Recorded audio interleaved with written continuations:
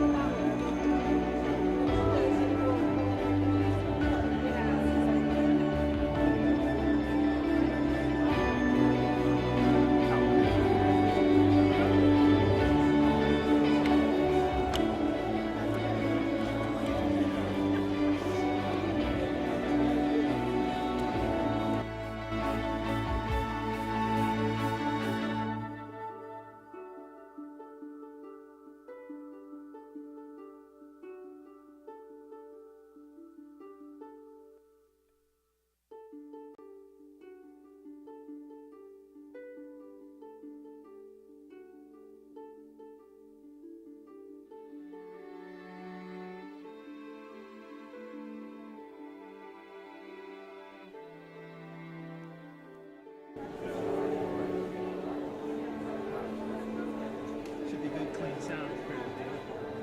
It's a new board, right? Yeah. Looks nice and slick. Well, rental for Cat 6.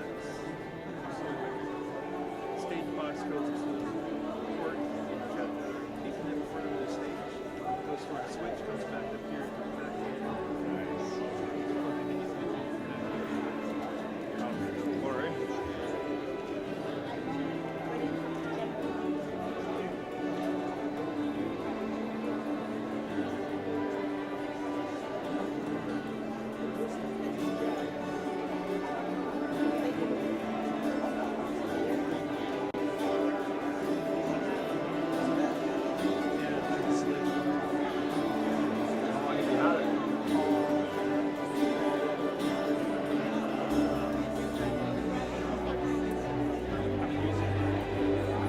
What's really cool about it is we can take another feed off the switch, 16, 32 channels somewhere else, another program. Yeah, somewhere just over here. Yeah. Put speakers out there. Got 6 out there. Really flexible.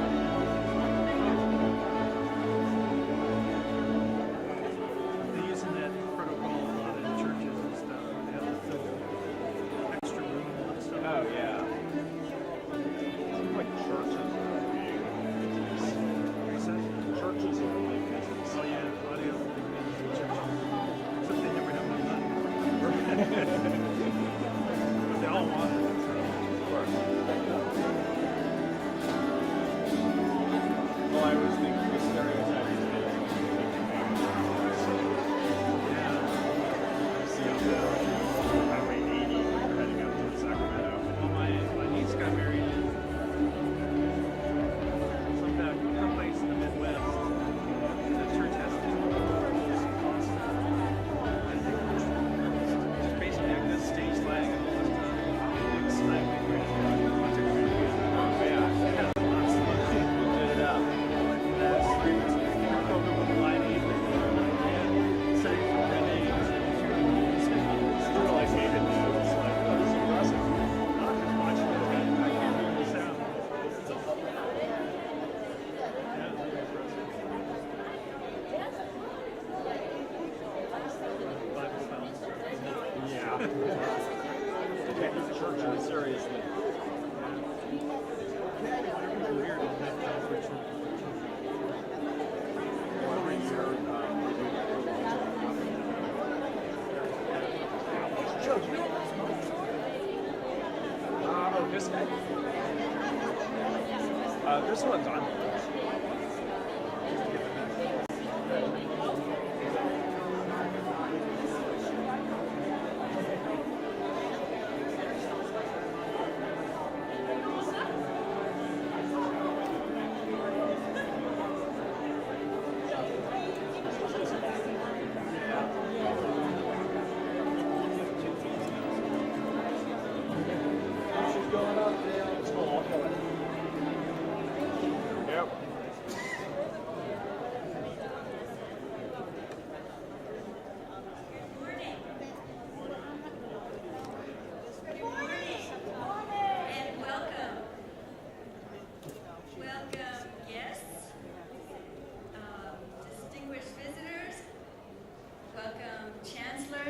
Chancellor, and I was going to put the trustees first, but welcome trustees, welcome classified staff, faculty, and I think this might be live streamed. Welcome to anyone who's watching online. I didn't expect to find myself up here this morning, but I'm really happy that I'm going to be passing the baton along to Cleavon. All of us here and our colleagues who couldn't be here and our thousands of students, we make up the Peralta family. And I didn't know that right away when I would hear the word. I didn't feel it. But over the years, I really have this sense of a Peralta family. And as we lose people also, I think we feel it because we spend a lot of time with our colleagues and especially with our students. So it's just, I feel like I want to just acknowledge that here we are at the very beginning of the fall 17-18 year. We have our very first day of the semester. All right, thank you. Yay. We are at the beginning of the fall 17 and soon spring 18 year. And it's a special opportunity for each of us to do what we are here to do and to make this world a better place. So I want to remind everybody that there are classes. Some of you heard Lori Willis sing earlier. She teaches here in the music department. Her mom, Lucy Kinchin, contributed so much to our community. Yeah. So very few of us are going to be able to sing like her, but if you have some talent or you have something and you want to develop it, there are classes in the music department here. There are classes at all of our colleges that could be of interest. And faculty and staff have the opportunity to take classes tuition free. So that is just a reminder for you all. And without further ado, let's see, I have it somewhere here. Okay, here's my baton, and watch it go.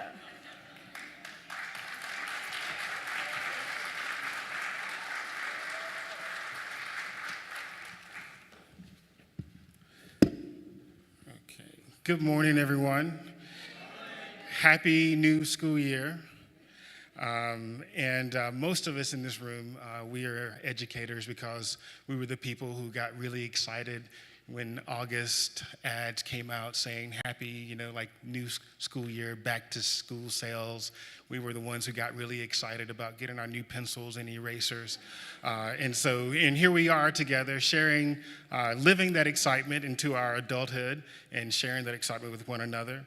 I am thrilled to take this interim position as the staff development officer for this semester and really grateful for the work that Miriam has done. I thought it was really important that Miriam kicked us off and get us started because this program that we have before us today is her document, it is her program. And so I would like to just express thank you for her service over the last 2 years as the staff development officer.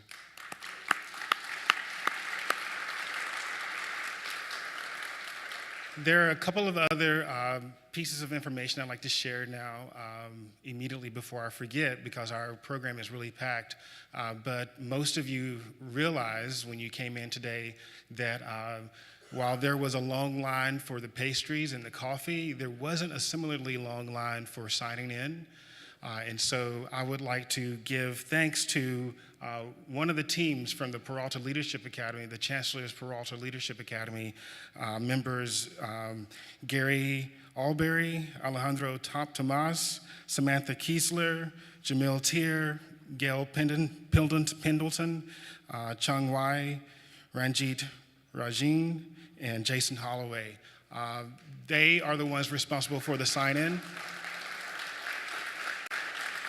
And so no longer do we, hopefully we can continue this practice so that we don't have to spend a lot of manual hours, literally writing our names in over here and then going over to the district office and entering those names again. And from that same group, you should expect an email within the next couple of days, hopefully later today, if not today, before the weekend's over, for evaluations for this morning's program. And so as we begin, I would just like to highlight, we will be following this agenda. It is a very packed agenda, and no apologies because everything that we are sharing with you today is really important. But we will adhere to it as best we can, mostly because we have a very important meeting following this. If you'll notice on the schedule for the Planning and Budgeting Council, we'll be meeting. They will be meeting in room A266. It's a special meeting of the Planning and Budgeting Council. So all council members, please show up for that. And it is also open to the public. And we also want to make sure that we get to our Chancellor's address and give our Chancellor as much time as possible, as well as our keynote. Our opening remarks we will start with, and as you'll see, the theme for today is putting our values into practice. And so the speakers up here today will share a lot with you about doing just that. The first person we have, I am happy to introduce. You can read her bios in the program, but Tenzin Seldon is a Berkeley City College graduate.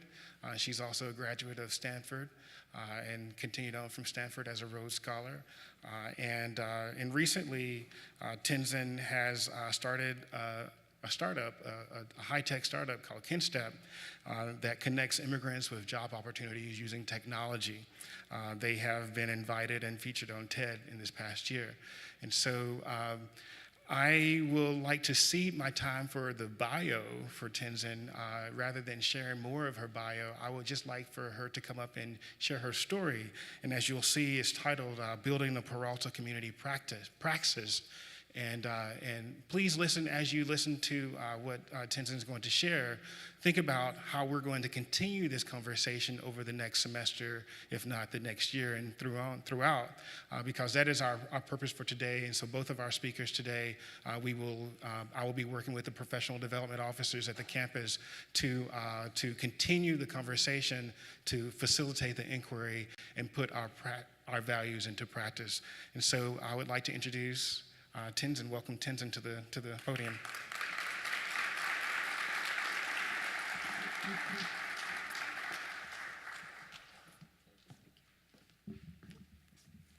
Good morning, everyone. So happy to be here.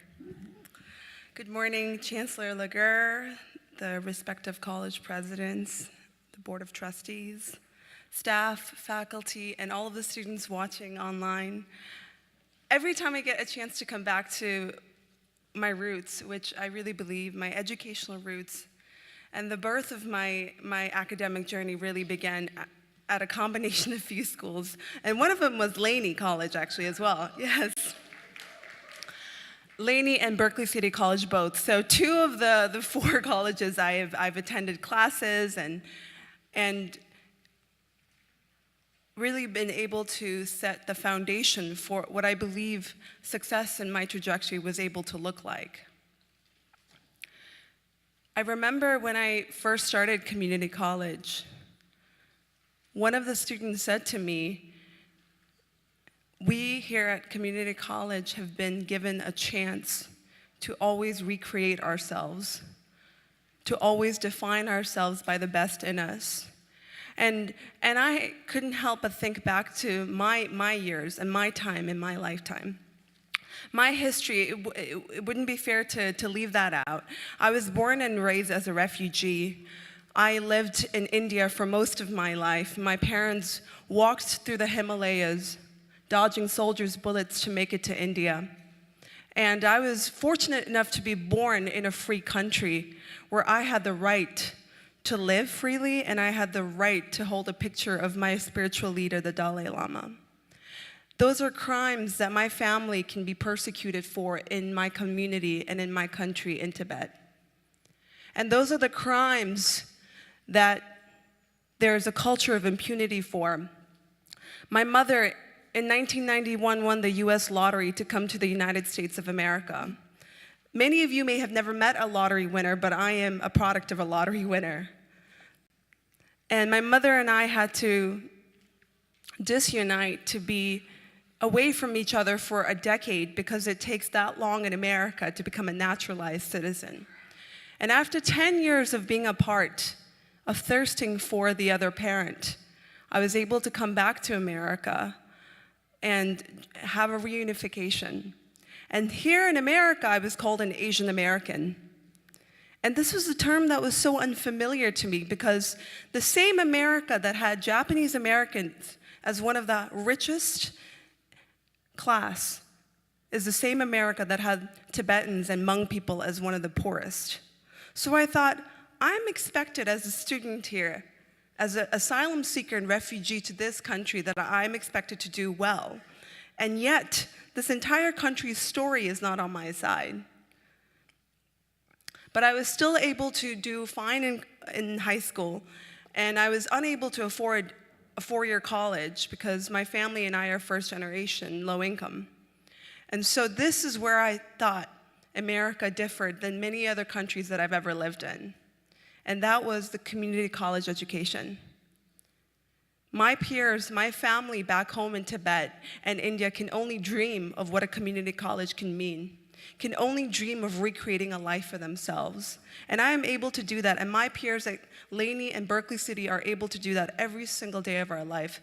So I always tell to them, please do not complain, because what you have here are a lot of privileges that many people in the world, including myself in the past, were not able to afford.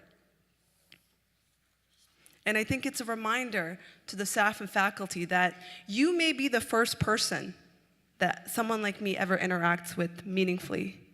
You may be the first adult, the first mentor I may have ever had in my life. And that's a moral responsibility that you must carry with grave seriousness.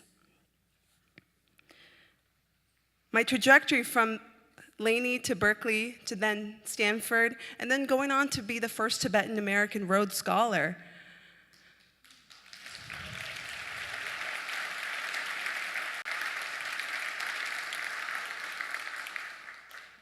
Taught me a lot of lessons, but the most important thing it taught me was a growth mindset. That you must always learn to grow yourself and to improve yourself. So with that ethos in mind, today I just want to capitulate on some of the key experiences that I had here and ways that we can improve together as a community. The ways together we can ensure that every student has the opportunity to also become a Rhodes Scholar if they wish, to go in to work at the United Nations if they wish, to go start a startup if they wish. And I think that befalls on every single one of us. The first point, and I think it's an important point, is the role of mentorship, as I talked about. Oftentimes, since I've come back to Peralta College to share of my experience, I always talk about this gentleman named Victor Flint. And I won't stop talking about Victor Flint, because Victor was one of the first administrators that I met at a community college who said, "You can do it, Tenzin." I remember I went to the college counselor's office and I said I wanted to transfer to Stanford. And he said, "Where do you want to transfer to?" And I said, "I want to transfer to Stanford." And he said, "Well, in all of our years, I don't know of anyone who transferred to Stanford. Why don't you try for UC Berkeley?" That is a conversation that's not justified. And I went with that attitude and perspective, and I went to Victor and I said, "Well, the counselor told me that I should just aim at UC Berkeley, but my heart tells me that I have the capacity to go to Stanford.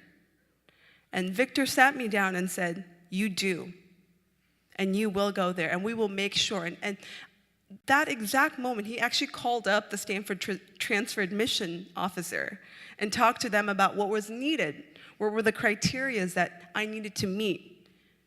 And you can be that one person. You can be that one Victor, because I know that changed my life.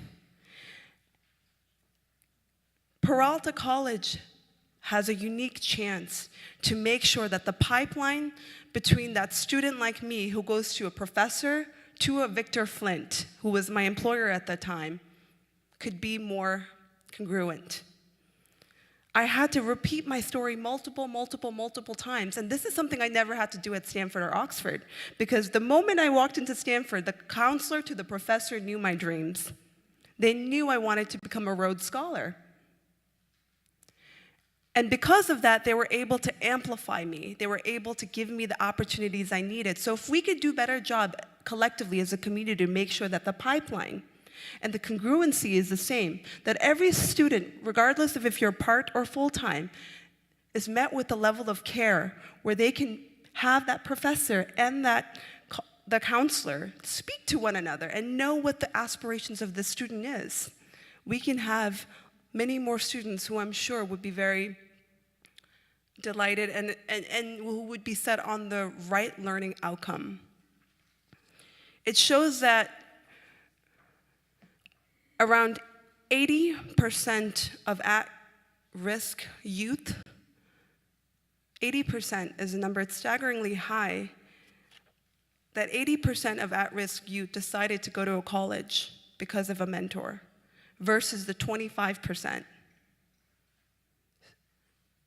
And as now a startup founder and entrepreneur, the one thing I rely on is my connections. The one thing I rely on is the connections and the people and the mentors I made at Stanford, Oxford, and community colleges. And the number is actually 50. A lot of research shows that it takes 50 mentors in a course of a student's life to when they become adults for them to succeed. Community college can be the best training ground for that. Let's build 5 to 10 even. What I did immediately here was build a family. So I took classes with Professor Roger Chung. I'm not sure if he's here. Oh, oh my God, Roger. It's amazing. I took classes with Professor Roger Chung, who literally shaped the way I thought about Asian America. And I'm so grateful and honored that you're here in this class, because I remember also communicating with you how important it was for me to go to Stanford. And it was people like him as well who made sure that I had a role model outside of my peers that were incredibly important. So if we can set up more structures in place for both formal and informal ways of streamlining the process of mentorship, I think it really could transform every student's journey. The second is the Peralta Community College ethos that I was talking about. I had to go all the way to Thailand and Burma working as a diplomat to find that out. I spent the last 2 years working at the United Nations on helping people with disabilities and also with migrant youth. And there, after 6 months of spending time with my boss, Aiko Aikiyama, I found out that she was also a Laney College graduate.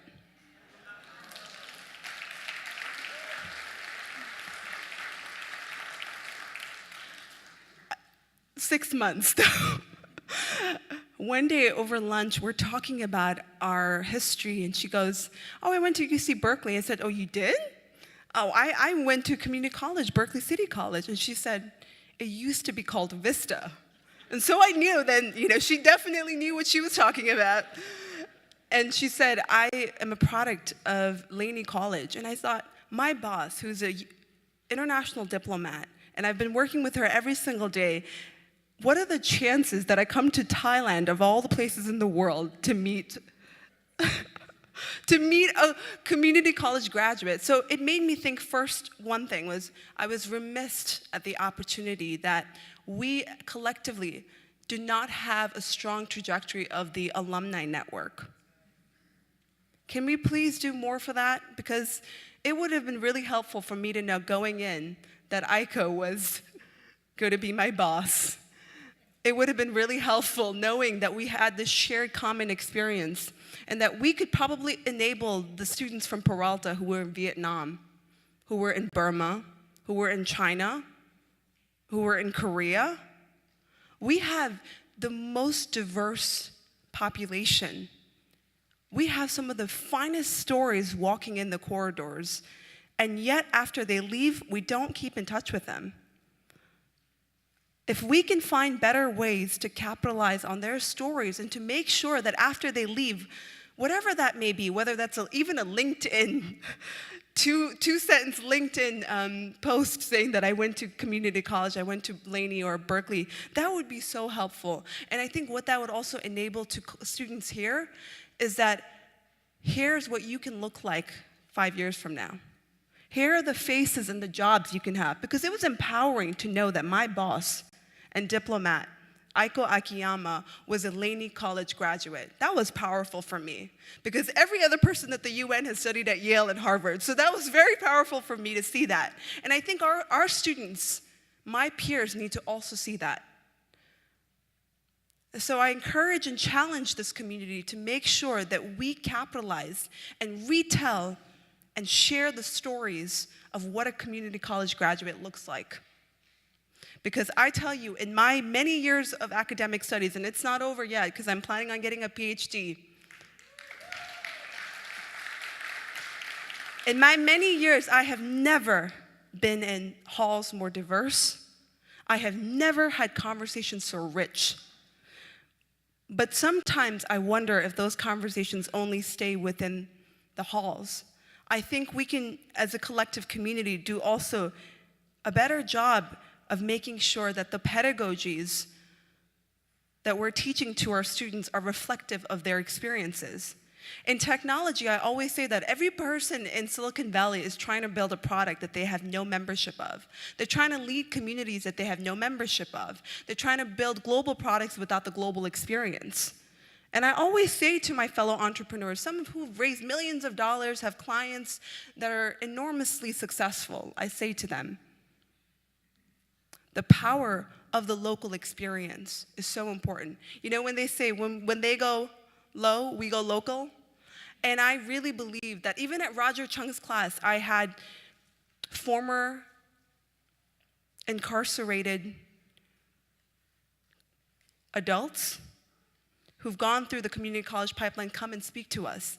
And Laney has so much to offer in terms of the credibility, the stories, the narratives that are right now imploding in the United States. So if we can also collectively do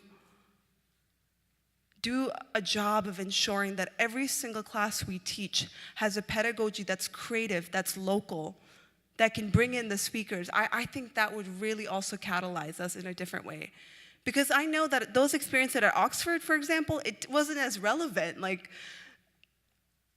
I'm very grateful to my education at Oxford, but I'm most grateful to the foundation at a community college where I was able to hear what activism can look like, where I was able to see what Dr. King's words can actually mean in the local streets. And if faculty members can capitalize and can ensure that that is integrated into every single curriculum, every class you teach, you can remember that you may be the first mentor. You may be the first meaningful adult that they interact with. And your pedagogy, your curriculum, could be the first curriculum that could change the mindset of that student. It did for me. As I said, Roger's class totally transformed my ability to understand what it means to be an Asian American in the United States and what it means to be a community leader, a local leader. And that's why I even tell my tech entrepreneur friends now that KinStep, which is connecting immigrants and refugees like me and my family to job and employment opportunities, that is very much a local problem, and that is one that I've had proximity to, and I know that many of my peers, including Esteem, who's standing right over there, Esteem Brumfield, we all have had those experiences, and if they were better demonstrated in our classes, I think our collective learning outcomes can be better.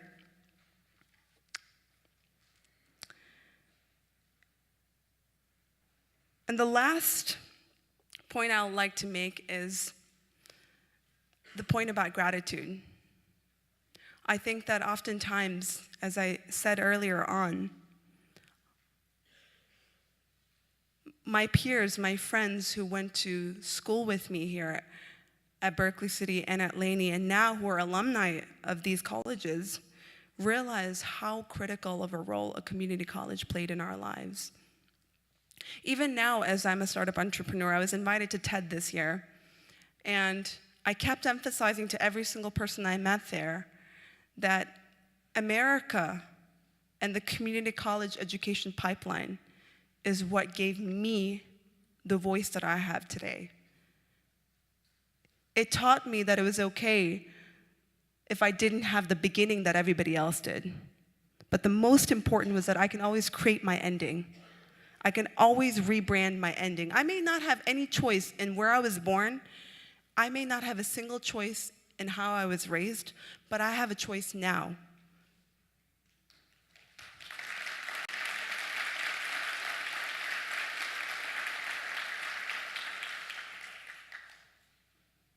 And I'm so proud that you all have been part of our trajectory. And I want to express my deepest gratitude for enabling that and for cultivating the environment where students like myself can feel safe to voice our opinion, because that's something that is not extended to us right now in many parts of America and in the world. So thank you so much. Thank you for having me here today. And I hope that we all collectively ensure that this community always gets better, because there is absolutely no size and limit to growth and to what we can do together. Thank you so much.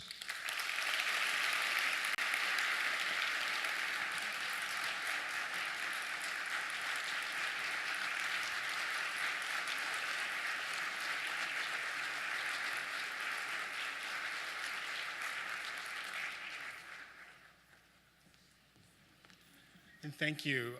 And actually, because Tenzin's address was a little shorter than we allotted time, I would like to welcome her back and to field some questions from any of you all, if you have, for how to actualize the challenge that she has actually just laid for us today. So Tenzin, you mind coming back? And okay.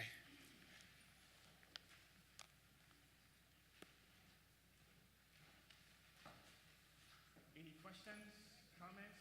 Yes, please. I apologize for pointing.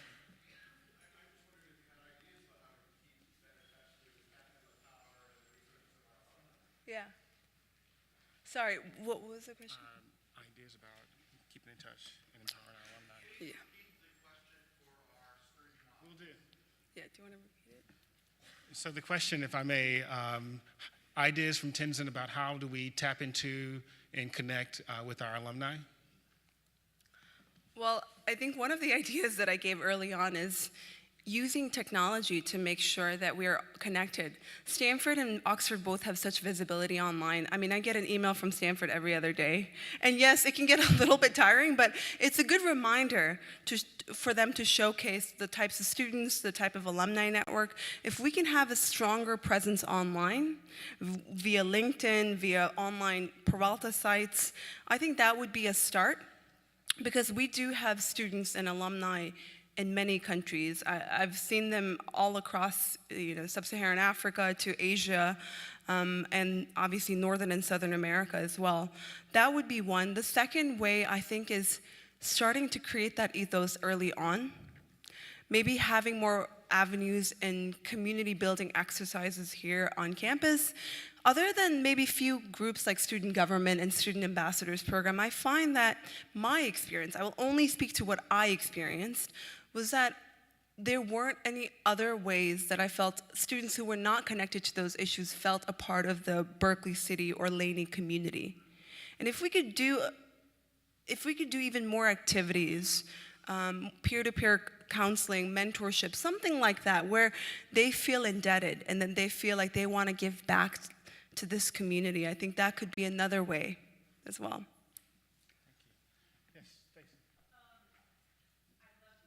Thank you. You're fabulous, and I love what you represent. And comment in the question.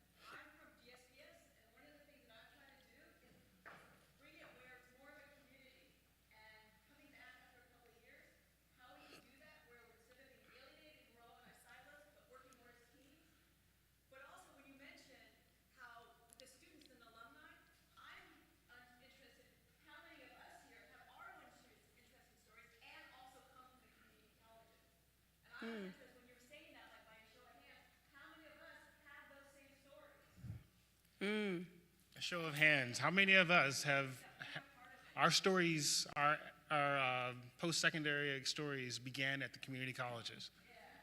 Wow. That's very large. Okay. It's incredible. Oh, definitely.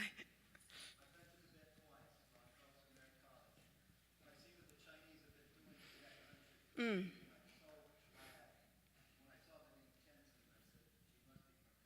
Yes.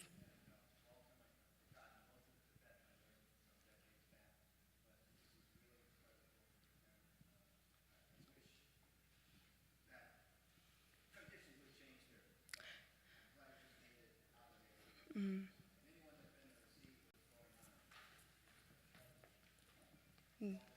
Thank you so much for sharing that. You spoke about the conditions in Tibet and said that you've visited twice. Is that correct? Well, sadly, I've never been to my own country, and I'm reduced to a minority in my own country. And I also believe that stories like mine, and there are actually quite a lot of Tibetans in Berkeley City College and in Laney College and in the College of Alameda. I really believe that the Tibetans who go through the system oftentimes are unable to share their stories because of the cultural and historical trauma that's attached to it.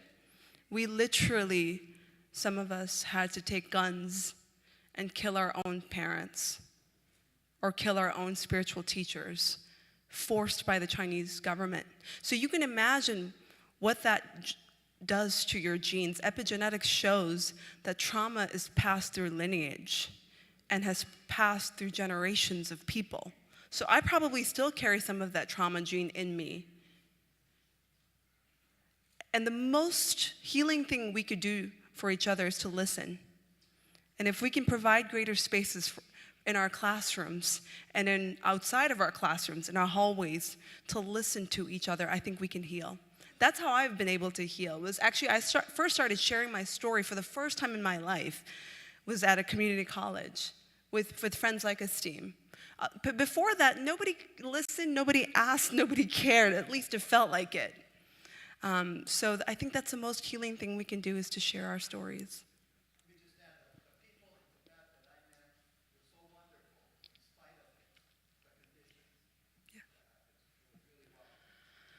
Yes, I think the people in Tibet hold on to the moral courage and fabric that has been passed on by our leadership, the Dalai Lama. We've been fortunate enough to have a leader who absolves himself of all of the political responsibilities, who makes sure that democracy is not something that's just a namesake, that's an actual practice. I'm very grateful now to have a leader like that who is the moral fabric of our country and perhaps even the world.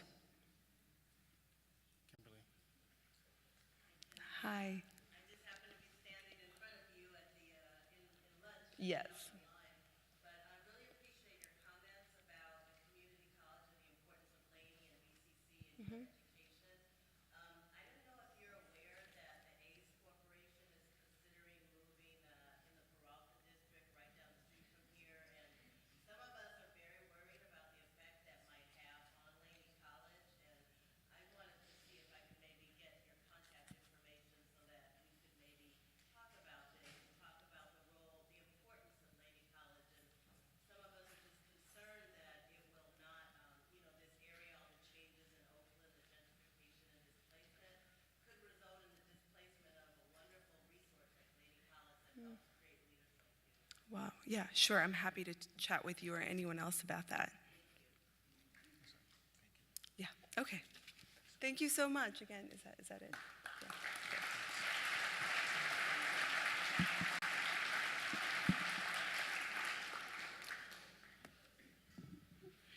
Yeah. And just as Kimberly was just asking for Tenzin's contact, I think we will definitely stay in touch with Tenzin and more of our alumni because just like Tenzin, most of our alumni having had the experiences that they had in Peralta are really willing to give back and share with our students. And so thank you for those comments and thank you, Tenzin, for your words. Up next is Rachel Goodwin, and as Tenzin was sharing before, just getting to know the dreams of our students.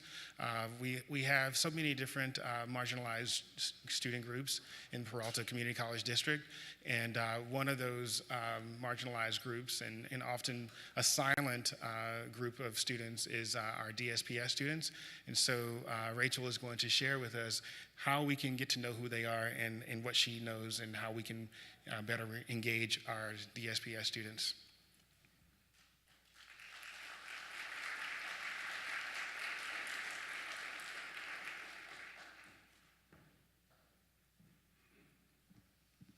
Well, I didn't know when I said yes to this that I was going to be following such a wonderful presentation, which of course puts me in a position of feeling a little on the spot, but that's okay. So I'm Rachel Goodwin. I am the DSPS coordinator at College of Alameda. I'd like to just briefly, I don't know if they're here, but I'd like to introduce our other DSPS coordinators, the folks that run our programs. At BCC, we've got Wendy Franklin. I don't know if she's here. And at Merritt College, we have Frances Moy.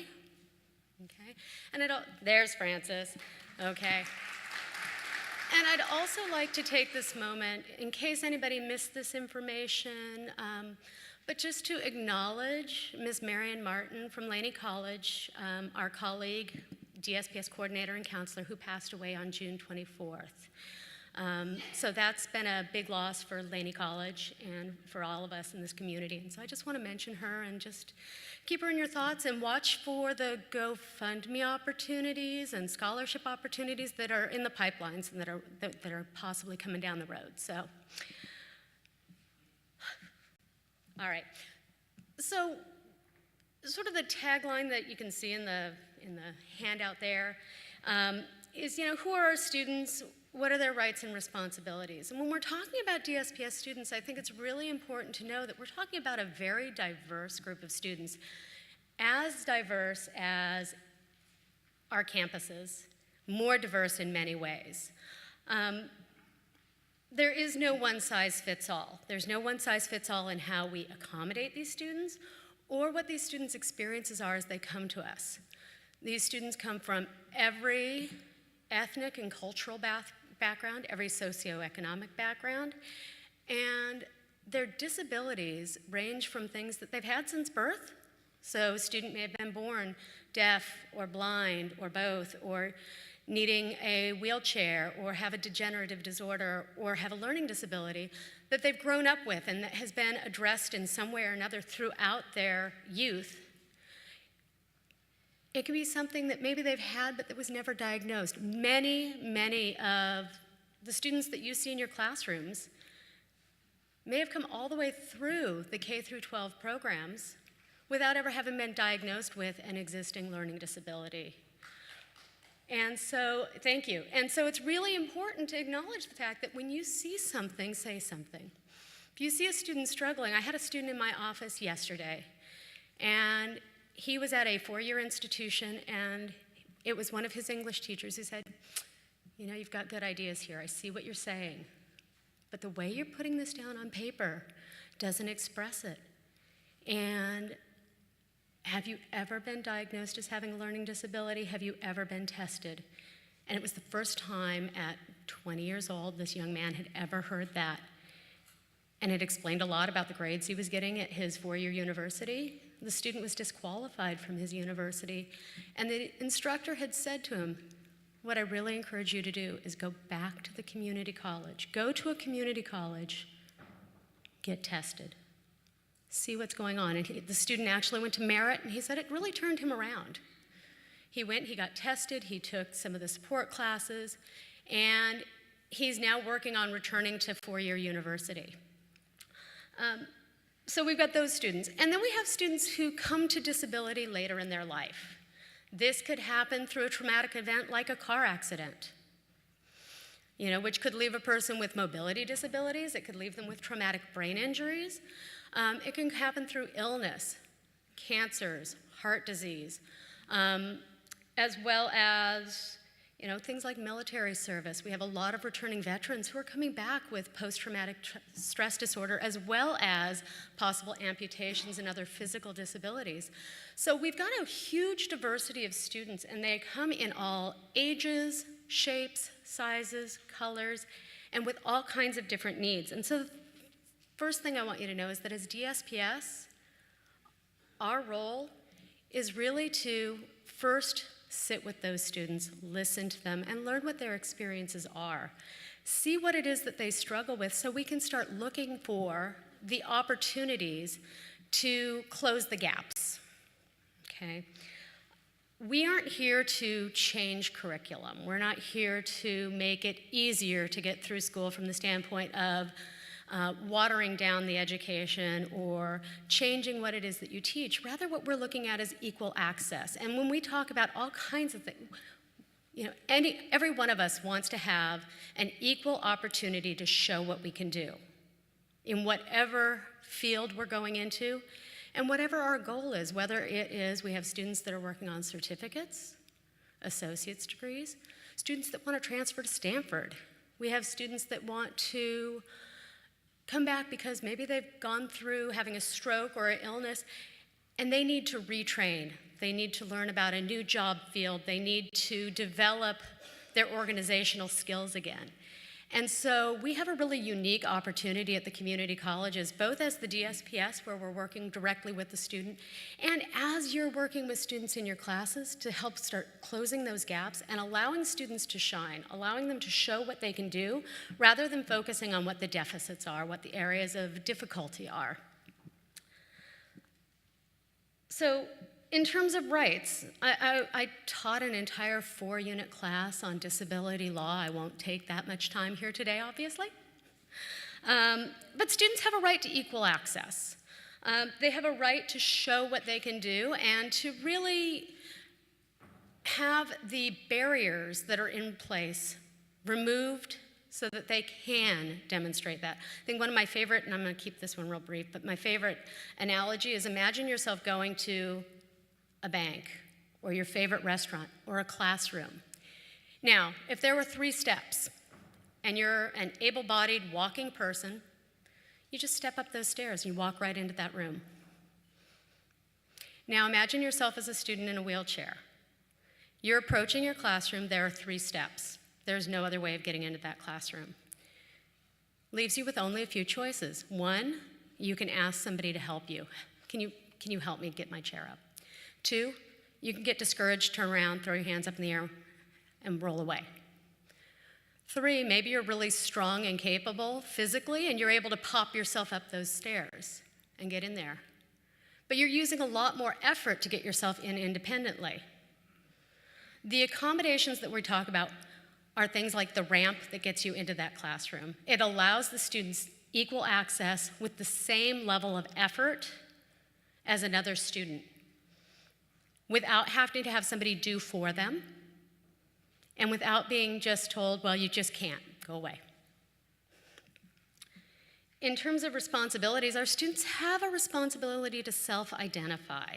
If a student knows they have a disability and they're asking for accommodations, it's their responsibility to step into the process and say, I have a disability and I need help. DSPS is the place to get that help, okay? So students need to come to us. They need to bring us documentation of their disability. They need to work with us to make sure that we can see what the disability is and what their needs are, so that we can then communicate the students' needs, their accommodation needs, with instructors. Students sometimes don't know what they are. I can't tell you how many 18-year-olds especially, straight out of high school, I say, tell me a little about your disability. And they say, I don't know. Well, what has worked and hasn't for you? I don't know, my mom always did that for me. Okay? This is oftentimes the first point at which these young adults are learning about themselves in many ways, but especially when it comes to their disability, and learning that disability is not a dirty word. It is a natural part of life. And it is just another area where you look at where your strengths are, where your weaknesses are, and you start figuring out what you need in order to succeed. Students also have the responsibility to, once they've requested services, to follow through. and to communicate with their instructors, to communicate with us, let us know what's going on. DSPS's role is really to be the ones to hold any private documentation, to evaluate what the students' needs are, and to make a prescription, if you will, for accommodations. When we send out accommodation letters or when we communicate with you about accommodations, those aren't just suggestions or recommendations or if you feel like it. Those are more like a prescription. Think about it. As an instructor, you may receive an accommodation and you may not agree with it or you may have concerns about it. Just like a pharmacist might have a concern about a prescription that they get, a medication that they've seen. It's then your responsibility as an instructor to communicate with us. And that's what we ask of you, is to say, hey, I've got some concerns. There may be classes in which what we've said, we don't know, we're not experts on your class. There may be times when what we've recommended, what we've set out as an accommodation, may have some unintended consequences in a specific type of class. And so you want to communicate with us so that we can make any adjustments that are necessary, or so that we can figure out a way for you to work with us and work around, okay, so that we can all come to a fair and equal approach. Our asks, sort of the things that I, as a DSPS coordinator and long-term counselor, I've been doing this for 20 years, I think, between here, another community college, and a university. But sort of one of my asks is that when you are communicating with us, the thing that I hate to hear is, I have one of your students here. These are not my students, these are our students. These young people, older people, middle of the road folks, these are our students as a community. And this is one of the things that I really want to emphasize, because a student's disability does not put them into an other category. They are not suddenly less than as a student. They have additional resources and supports available potentially, but they are still our students as a group. And I really encourage you to think of them as your student in your class who happens to have a disability, and this additional resource that you can access. On sort of a day-to-day operational, when we ask for assistance in finding things like a note taker in a classroom, it's really helpful if you're having difficulty finding somebody, if you communicate with us, so that we can get in there and make sure that these students are receiving the accommodations that they need in order to be successful. When I see a student who has followed through, done everything they're supposed to do, requested accommodations, and we've sent emails and communications, and there's no note taker in a class, and now we're 3 weeks in, and 4 weeks in, and 5 weeks in, I've been known to show up in class every once in a while, just to say, hey, I just want to touch base and see what's going on. But if you're having difficulty identifying a note taker, please let us know. We have some tips and tricks. And also, if you're having issues or if you have questions about other things, do let us know. We've got great people in our office. Exams, make sure you're getting them to us in a timely fashion if we're administering them for you. And do let us know. I think the main thing to keep in mind here is that we are dealing with a wonderfully diverse student population in every way, shape, and form. There are so many people and so many resources, and each of these students has their own gift to bring, their own strengths, and so we want to really look at them as these strong individuals that they are, rather than just a sum total of their deficits. I've had great experiences with a lot of you. This is the beginning of my 4th year here, and I look forward to many, many more, and I think my time is up, so thank you very much.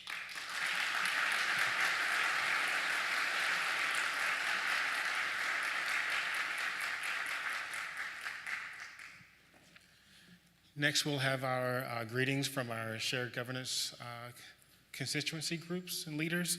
So if we can get our faculty union, classified senate, SEIU, and local 39 reps.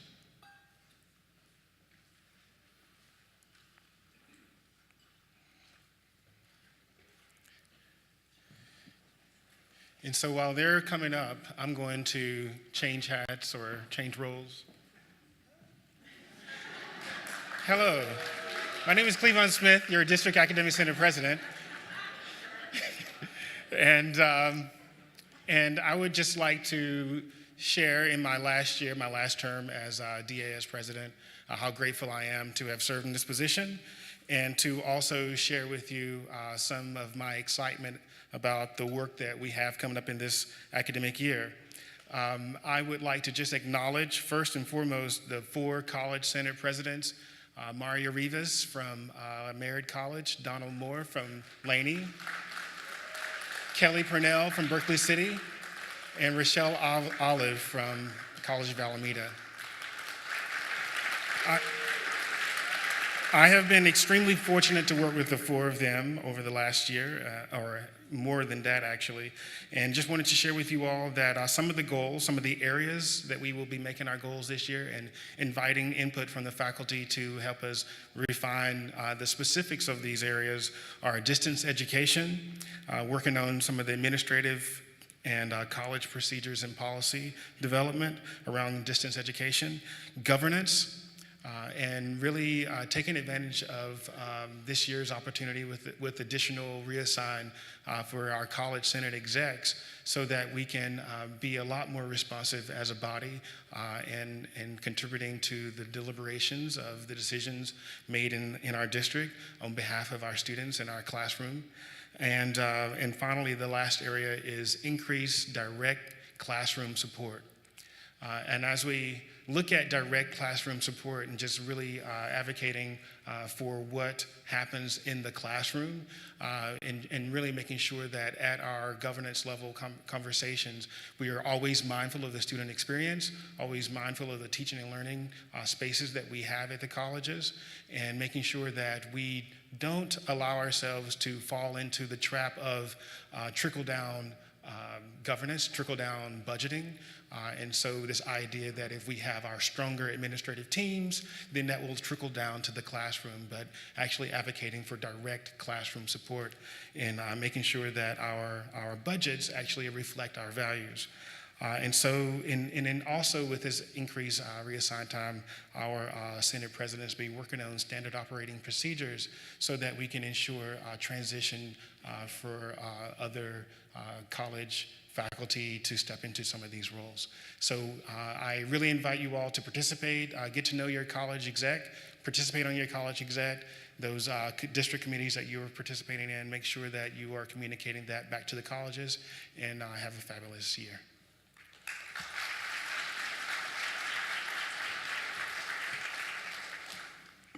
Good morning.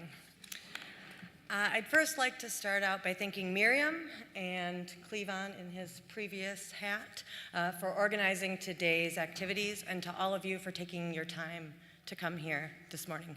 I'm happy to see Trustees Bonilla and Handy here this morning, and as always, I look forward to hearing Chancellor Laguerre's remarks, wherever he went. I'm Jennifer Shanoski, the president of the Peralta Federation of Teachers, AFT Local 1603. We are the union that represents all 1,000 full-time and part-time faculty in the district. That's all teachers, counselors, and librarians. I would like to thank the faculty for entrusting me with leading the PFT in what is sure to be a pivotal year. I feel very privileged to represent the faculty in this capacity. We have a number of wins to be really proud of coming out of last year. These include across-the-board raises, progress toward achieving part-time salary parity, seniority in our rehire pool, and maintenance of health benefits. Speaking of those raises, PFT continues to press the district to try and get those retro paychecks and salary increases implemented as soon as possible. We are definitely eager to receive them after all of our hard work. While we celebrate these gains, we must also direct our attention toward the many struggles of the coming year. Nationally, we have a Supreme Court that has a case in front of them that threatens to debilitate the labor movement. We have an economy and a culture that privileges the interests of the wealthiest over the rest of us. And as all this is happening, white supremacists are marching in our streets and are supported by the highest levels of government. Here at Peralta, we have a district office that is circumventing faculty input in hiring decisions, putting a number of interim administrators in around the district, and grabbing the lion's share of the budget, more than any of the individual colleges. Meanwhile, on the campuses where we're actually serving our students, we have inadequate facilities with garden hoses, continuing to drain the leaks in ceilings, mold abatement, starting the week before classes, and an extreme number of class cuts happening the week before classes start. These challenges require that we organize to be our best, and I would argue that our union, the Peralta Federation of Teachers, offers the best opportunity to all of us to do that, to do our part. By coordinating our efforts through our local, we can fight more effectively, both for our broad progressive principles and our interests as Peralta faculty. In order to do that, we must work together, both within our union and with our sisters and brothers of the Academic Senate and Locals 39 and 1021. Happily, we have an excellent core of elected PFT leaders to help us accomplish these goals. I'm really excited that the PFT has a number of newly elected faculty members, many of whom are here today, and I would like to introduce, if you'll stand up when I call your names. Jeff Sinceri, who is a COA history instructor and the new grievance officer.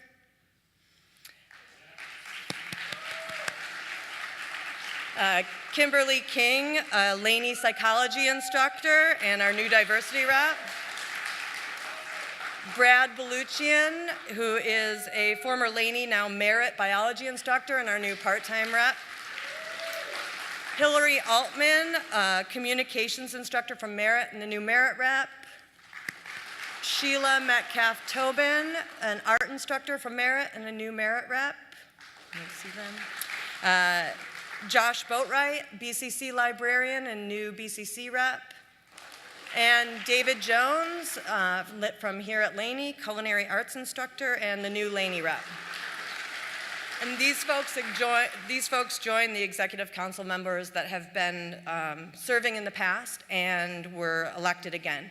And that's Taesoon Park, math instructor from Merit, and our vice president, Rick Greenspan, COA auto technology instructor, and our treasurer, Matt Goldstein, past PFT president and humanities instructor at COA, now secretary, Peter Brown, our machine technology instructor here at Laney and CTE rep, Mary Shaughnessy, counselor at COA, and Maurice Jones, English instructor at COA, who are our COA reps.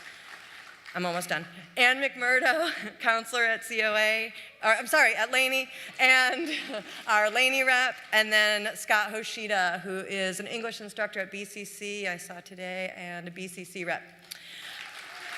This mostly voluntary executive council has made the commitment to work toward making a better Peralta. Working alongside of us are PFT's dedicated office staffers, some of whom you met out front, Anna Roy, Kayla Lewis, and Patricia Dudley. Our executive council meets twice a month. We also will be holding regular general membership and chapter meetings throughout the semester. Dates for those will be sent to you early next week, and we encourage all faculty to attend and participate.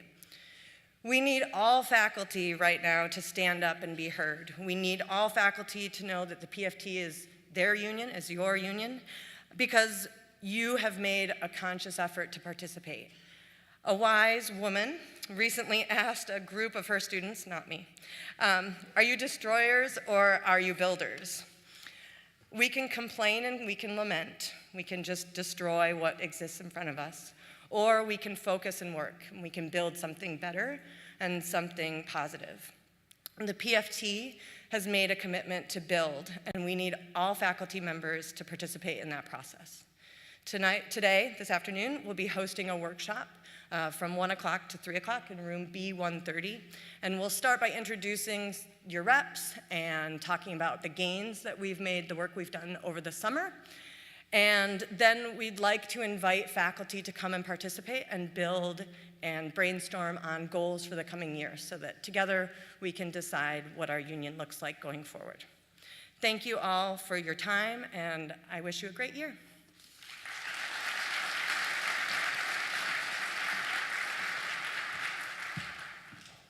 Good morning. I stand here representing the Classified Senate on behalf of Roberto Gonzalez. I also stand representing each of you classified members individually.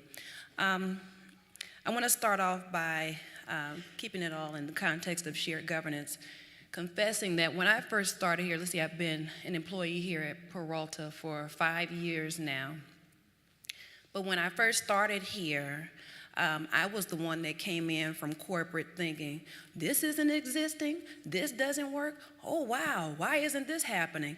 I spent about 5 months going through that. Oh, this is how it works somewhere else.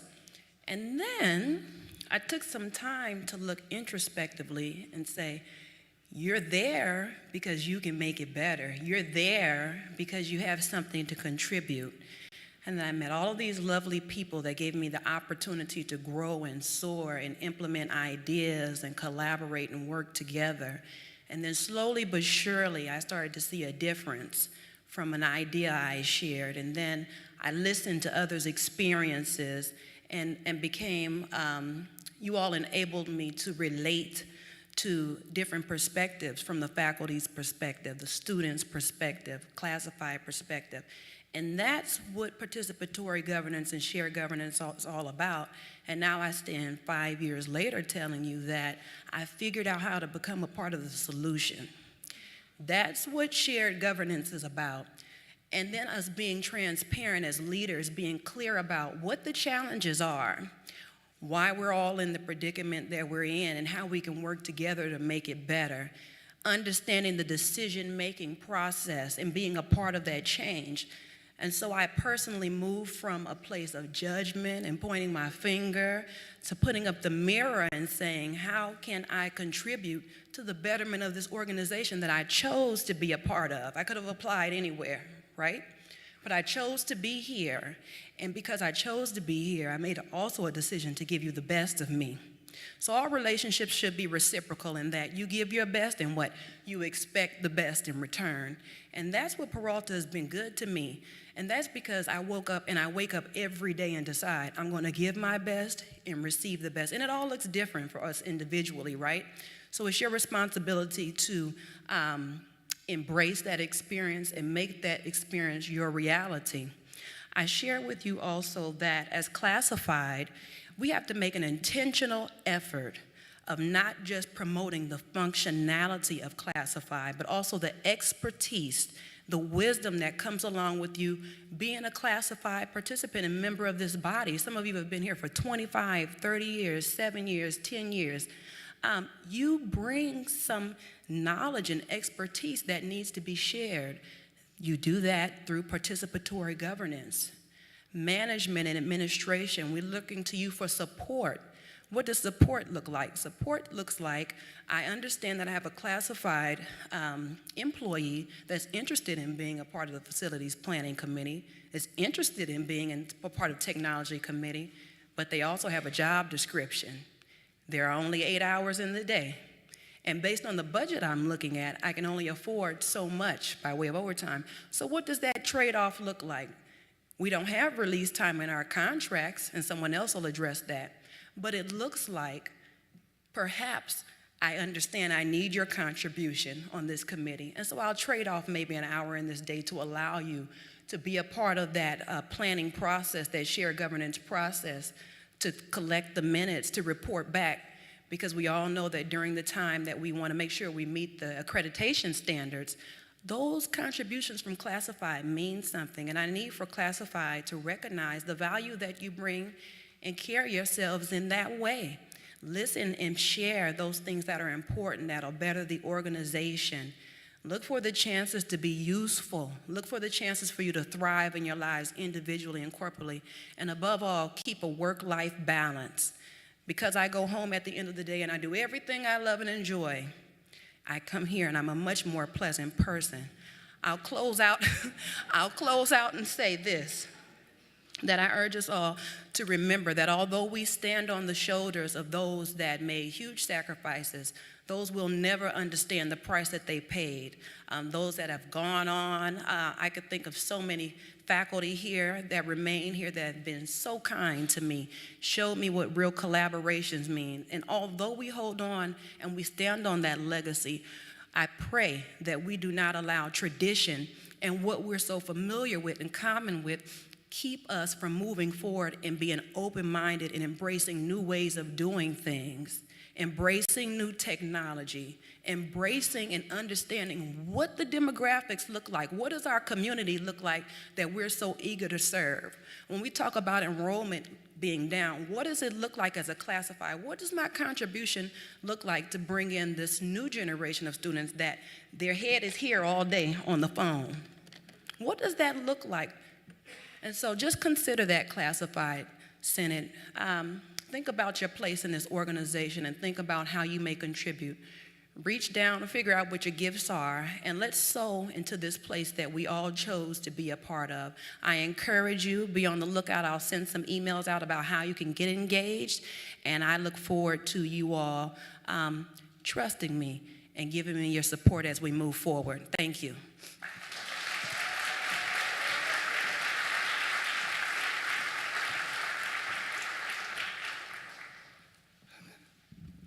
Good morning. My name is Del Mallory. I represent the Service Employees International Union Local 1021.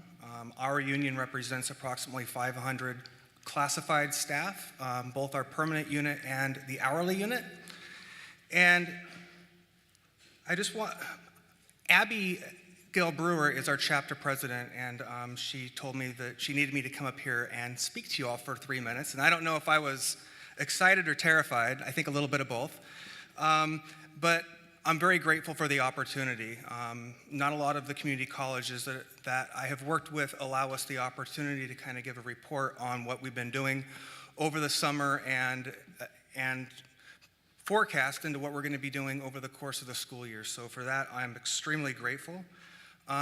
We had some pretty good wins last year. We were able to get on the schedule salary increases for both our permanent and the hourlies. We were able to preserve health insurance levels at its current rate. We know what's happening with health insurance. The rates are going up exponentially, and oftentimes it absorbs whatever you get in salary. So to the extent that we can keep health insurance at a reasonable cost, it benefits our members. We were able to secure language for the hourly employees that we represent that gives them more rights to open vacancies within the district. So they are viewed the same as a permanent employee and not an outside prospect. So that was very beneficial. That being said, we have some challenges, obviously this year. We live in an economy that benefits very, very few, and they get to set the rules on the rest of us. And as a union, we have to be the organization that really fights for the working class and tries to change that, which is challenging because oftentimes we have a hard time keeping ourselves on track, let alone viewing things in a broader perspective. And so some of the things that we're going to be doing as a union to face some of the challenges is we want to partner with shared governance. We want to partner with the other represented groups so that we can address these issues as one body and still maintain our autonomy as an organization.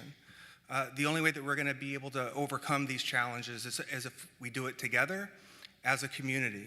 We need to work together to make sure that enrollment keeps going up and that when we have a student that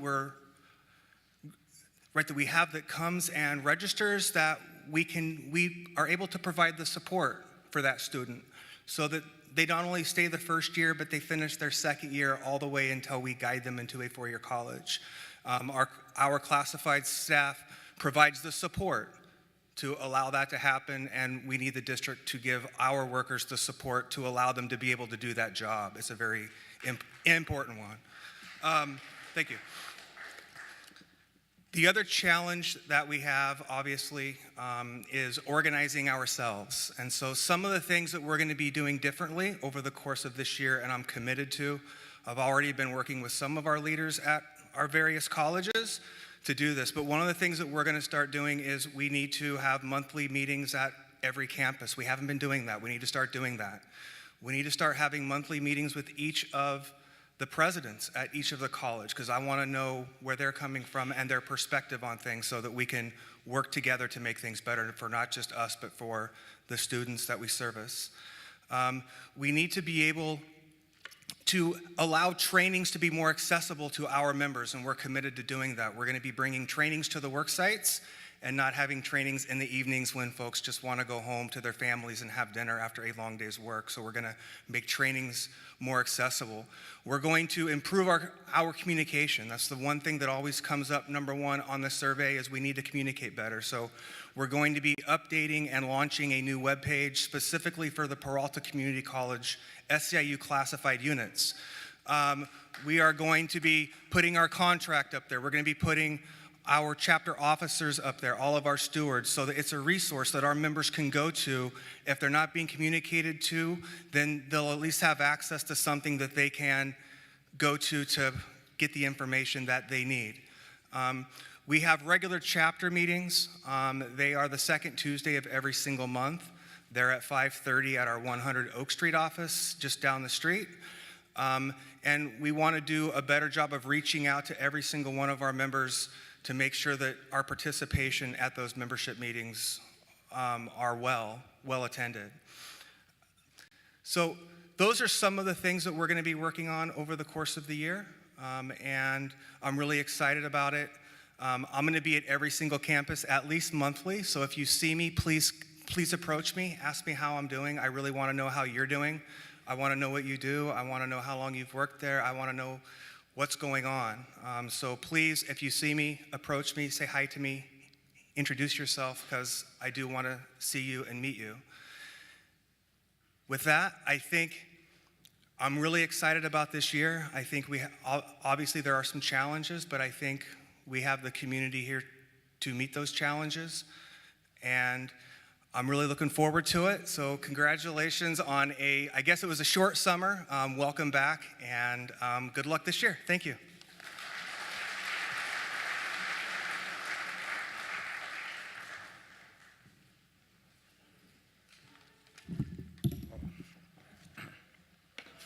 Good morning, everyone.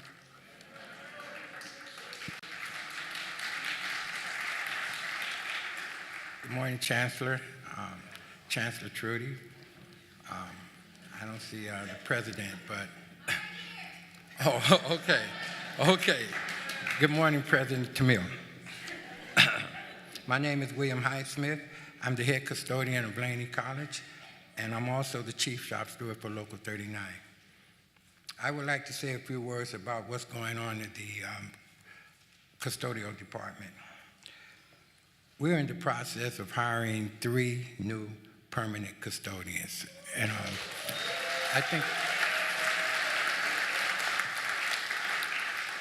thank you very much.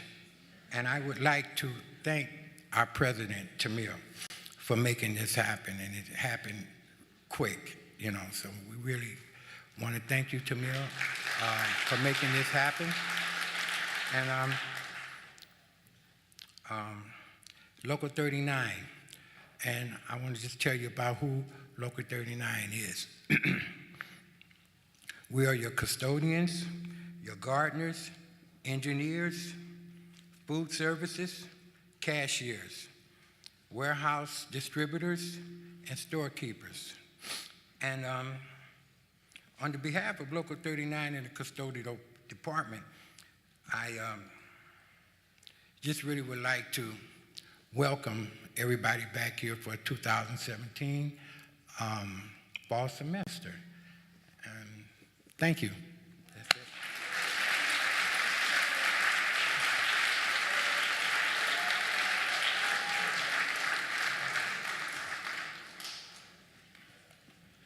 Okay, next up on our agenda are some quick announcements, and so those of you who are in the program to make any announcements, please make your way up.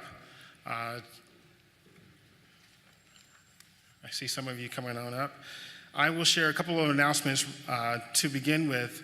Please note that the discipline meeting will begin at 1 in the math lab. It's in the program, but just please note that that is the one discipline meeting that begins at 1.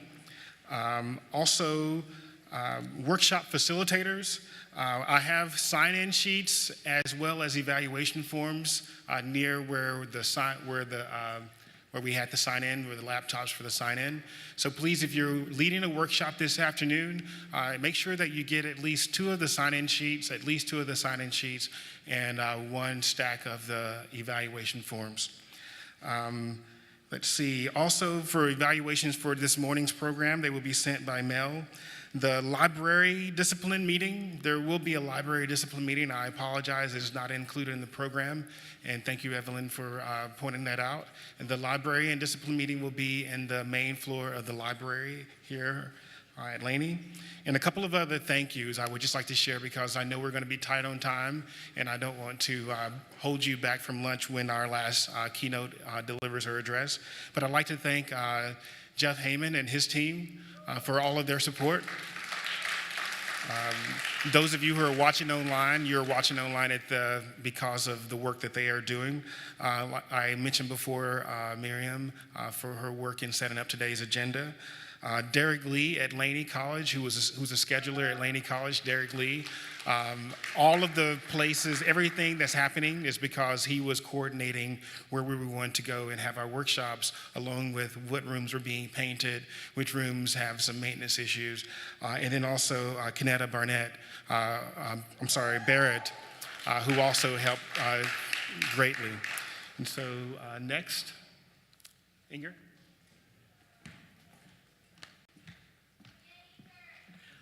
I've been given exactly 3 minutes to speak, and I just started my stopwatch.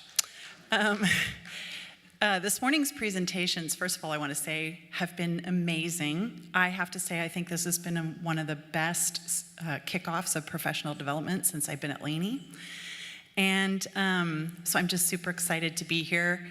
I was asked just to introduce myself. For those of you who don't know me, my name is Inger Stark, and I am first and foremost a faculty member. I teach sociology at Laney. And a couple of years ago, I got interested in distance education, and I've served as a DE coordinator at Laney for a couple of years. And last fall, I was given the opportunity to serve as a distance education coordinator at the district level.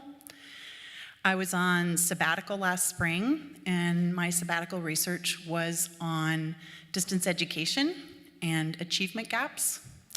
And I did research about the kinds of practices that colleges can implement to reduce achievement gaps that exist in distance education.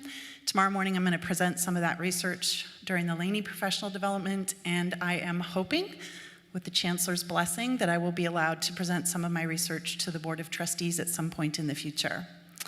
So the reason I'm here is just to let you know that I, again, this fall, will be serving as the district's distance education coordinator and the Canvas transition coordinator.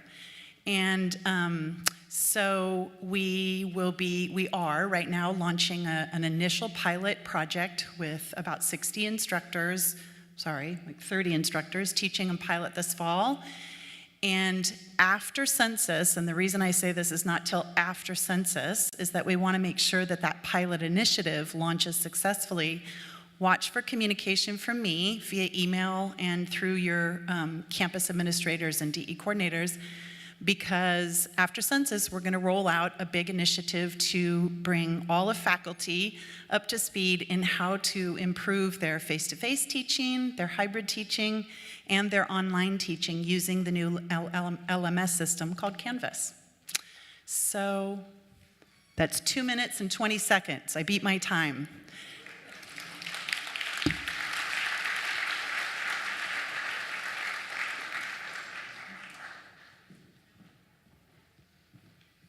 Good morning, everyone. It's really nice to see everyone this morning.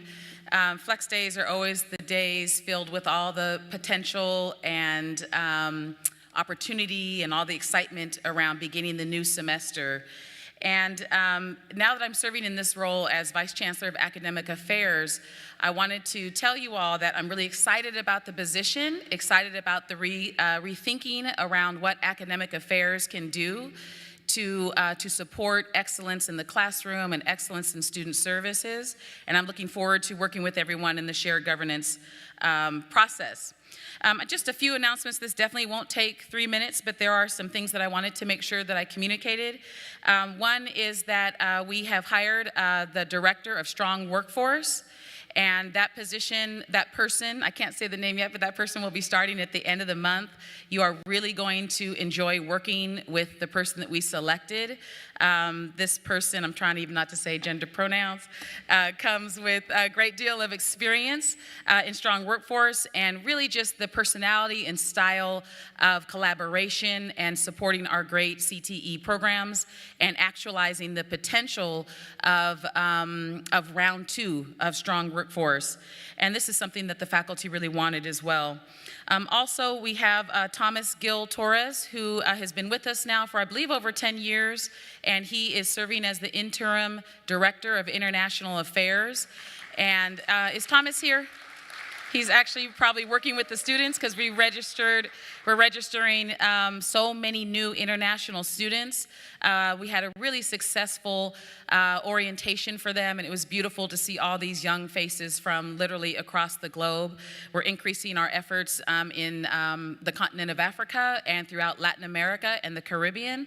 So we look forward to that. You'll be hearing a lot of new and exciting things coming out of international affairs, including bringing services more directly to where our international students are, particularly at Berkeley and at Laney, and moving forward the other 2 colleges.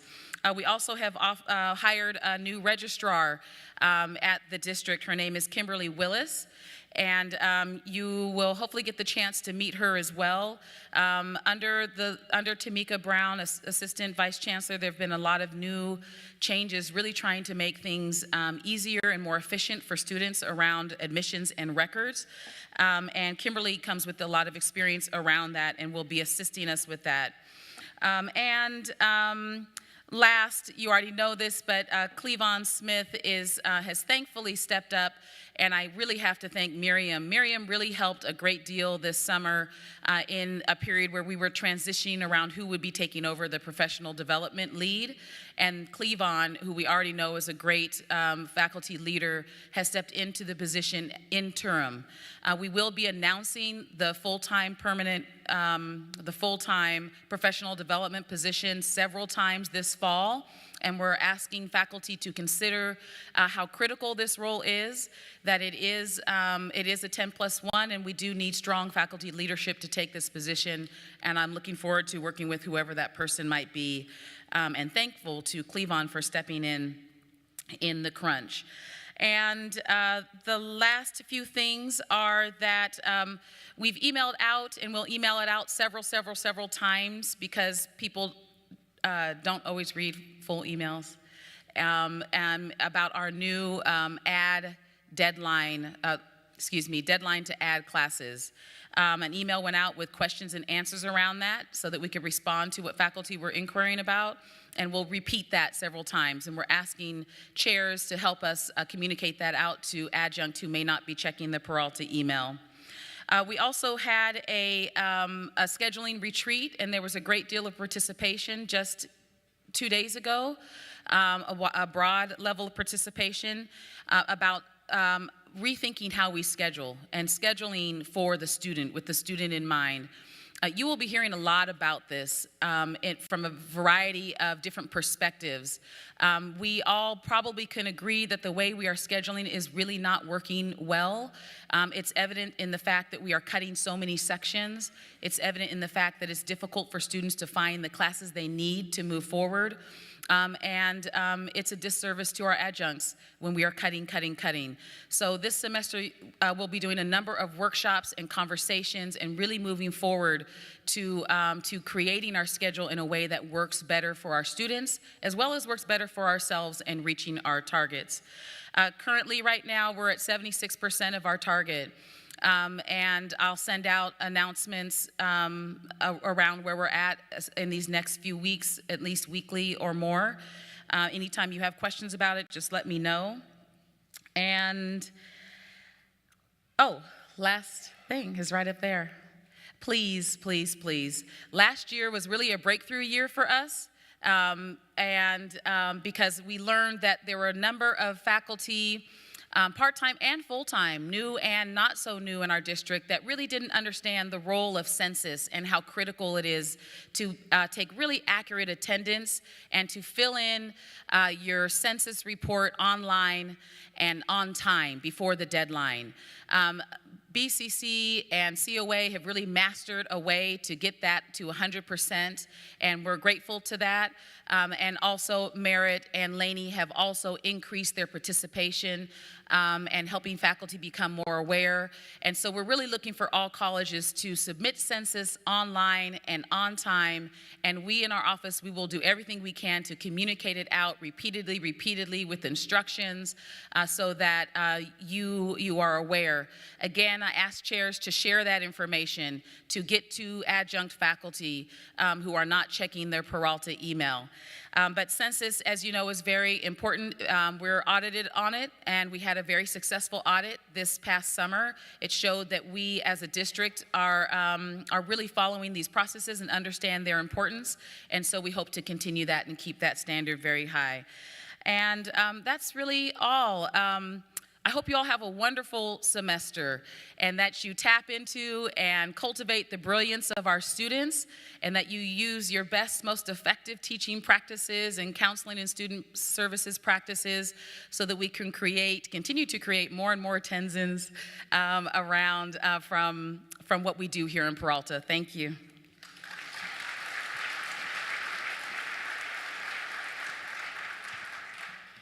Good morning. I'm Jason Cole, Vice Chancellor of Information Technology. I've been here 6 months, so but I wanted to actually say thank you all for making me feel so welcomed and making me part of the Peralta community. I love being here, so thank you. And if you need help checking your email, like Siri mentioned, we are offering help all day in F-170 down in the Tech Center. So because we've now migrated to the new email system, the new cloud email system. So if you need help with that, if you need help setting up your phone, come on down. We're happy to give you a hand. I just wanted to real briefly say it's going to be a very exciting year in IT across the district.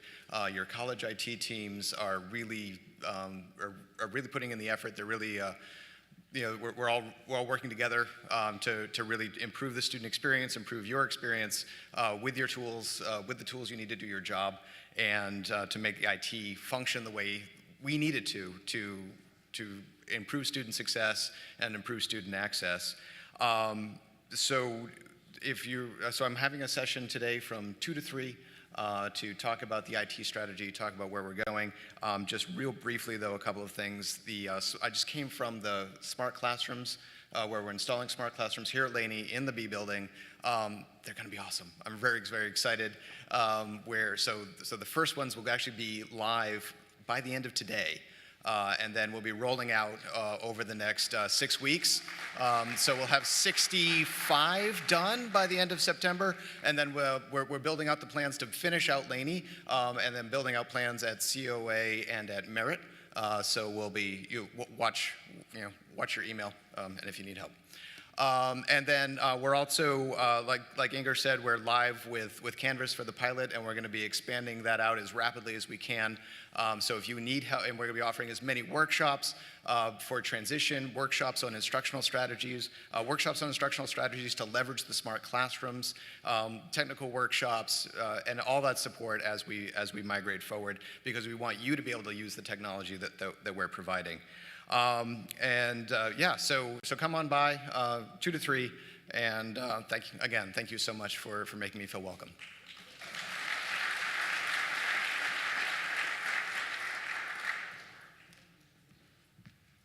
Hello, everyone. My name is Scott Hoshida. I'm the Faculty Diversity Internship Program Coordinator. And I want to just give 2 quick announcements, one about the program and one about a workshop this afternoon. The first is I've been working with a committee of folks to select 35 participants in the second year cohort training program for the Faculty Diversity Internship Program, and I'll be asking faculty to open their classrooms to have people visit or to meet with them for informational interviews. So there'll be an email about the different kind of categories or disciplines that are represented, and I hope that folks are open to welcoming them into your classrooms and your offices. If you would like to recruit interns for the following year, please email me as well, and I'll help get that set up. The other thing is, one of the things I've really learned from this program, running this program, is that mentorship between faculty is one of the most powerful ways to kind of support our part-time faculty as they come in. And as a part of that, I've been working closely with District Academic Senate, Cleveland, and them, and also PFT, to understand our own evaluation practices. And we're going to take a closer look at these this afternoon at a workshop at 3:10, I believe. And we're going to talk a little bit about what we discovered in evaluation through a survey we did a year ago, and also some practices that we think will really improve the experiences, especially for part-time faculty. Thank you, and I hope to see you this afternoon.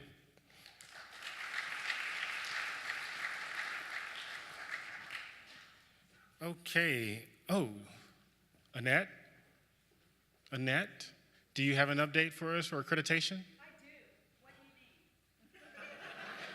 What's the latest? The latest is, well, on the home front, all 4 colleges working very, very, very hard on midterms. We got that. We got that. We got that. And merit extra applause because they also have follow-up to do that are, shortly due. They're working hard. And there is a settlement, and I bet that's what you want to know. ACC, JC, and CFT have reached a settlement. So this one's a bit confusing, but I want to say it is a good settlement by all accounts. The one thing is the removal of 3A6 SLO as part of the evaluation contract. However, we're not under those standards yet. So it really isn't affecting us. We are going to move to those standards very soon after midterms, okay? But it is good news, I think, for all. Doesn't affect us right now, especially merit folks working on SLOs. Other news, faculty added to accreditation teams, at least 3 faculties. Reaffirmation for 7 years for colleges with minor non-compliance with the standards. That's excellent. So we will be moving to new standards after midterm in the spring. If we have any more recommendations, we have to still work with our quote old standards. How about I write this up, send it to the Chancellor, the Cedar Rep? It's really pretty interesting. I can put and cut and paste the actual standards. Okay. I thank everybody. We're working together. And in January, we're going to be all screaming and shouting that we have no more recommendations. We're doing midterms. Okay. And so for our viewers online, I apologize. Whenever you try to do something a little different, it's really good if you rehearse it. And we didn't rehearse that. And so that was a little bit more text. And so for our viewers online, Annette was just sharing that we are in pretty good shape. For some information as far as the settlement with CFT and ACCJC, those are for the new standards going forward, but our last accreditation cycle was on the old standards. And so for merit specifically, we will still have to address the recommendation that came out in February. And so thank you, Annette, and thank you for all of our announcements. And so next is Chancellor Laguerre. We know Chancellor Laguerre. We don't need to get into his bio, and I think he has a lot of good information to share with us.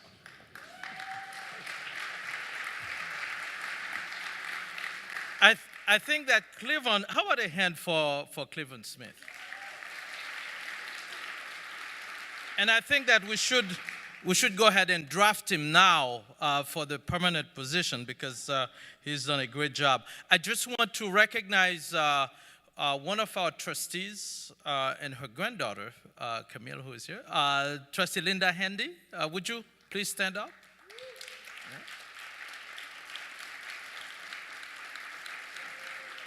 And she brought with her a future Peralta student, Camille. So excited to have her.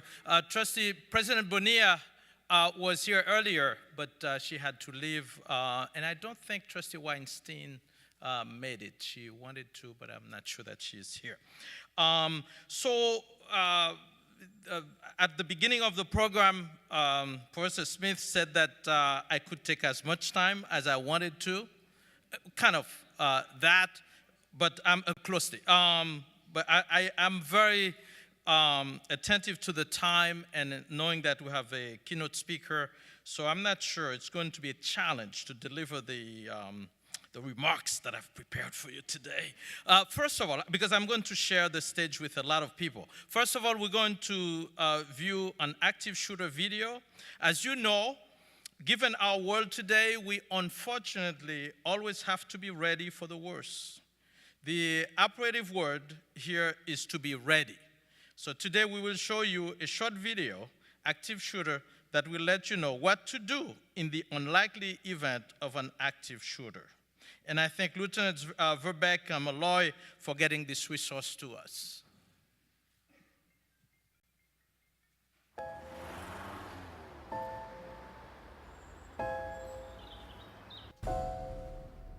It may feel like just another day at the office,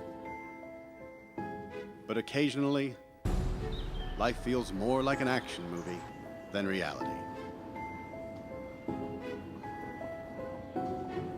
The authorities are working hard to protect you and to protect our public spaces.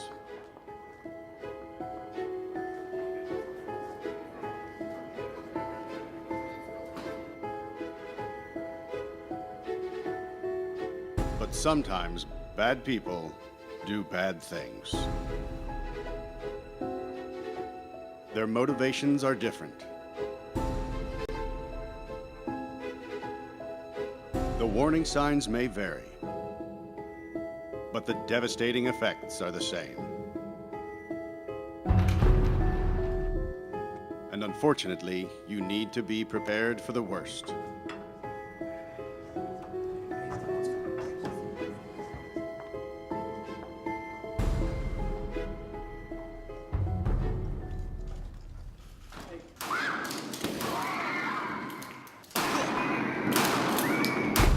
If you were ever to find yourself in the middle of an active shooter event, your survival may depend on whether or not you have a plan.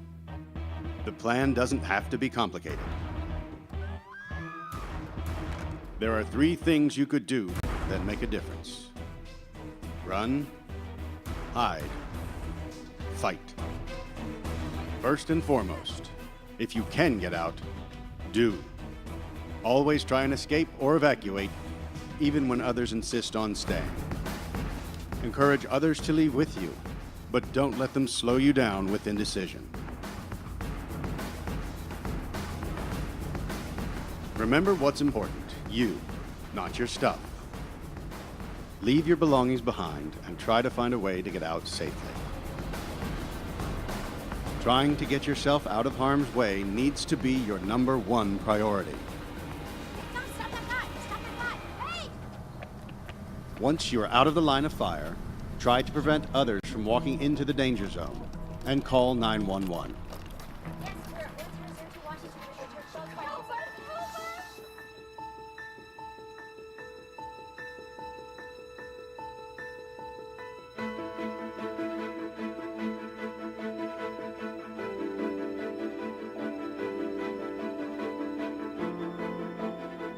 If you can't get out safely, you need to find a place to hide.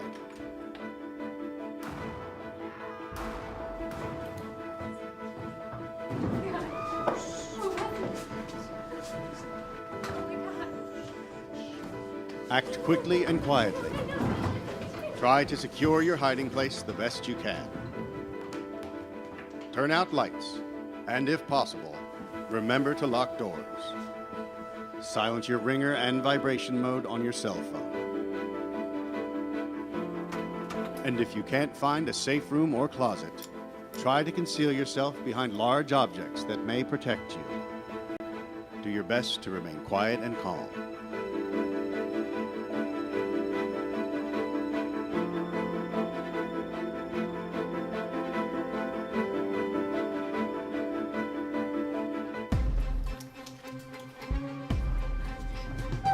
as a last resort, if your life is at risk.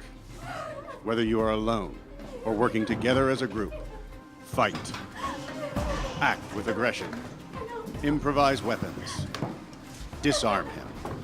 And commit to taking the shooter down, no matter what.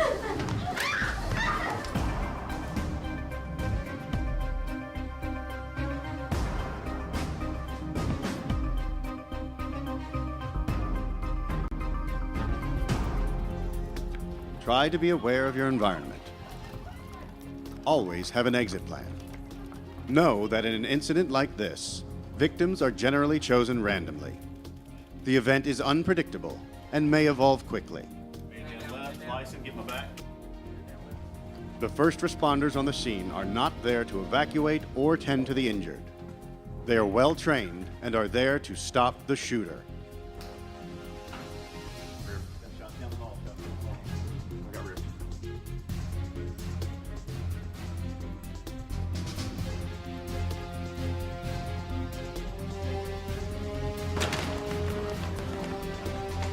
Your actions can make a difference for your safety and survival. Be aware and be prepared. And if you find yourself facing an active shooter, there are 3 key things you need to remember to survive. Run, hide, fight.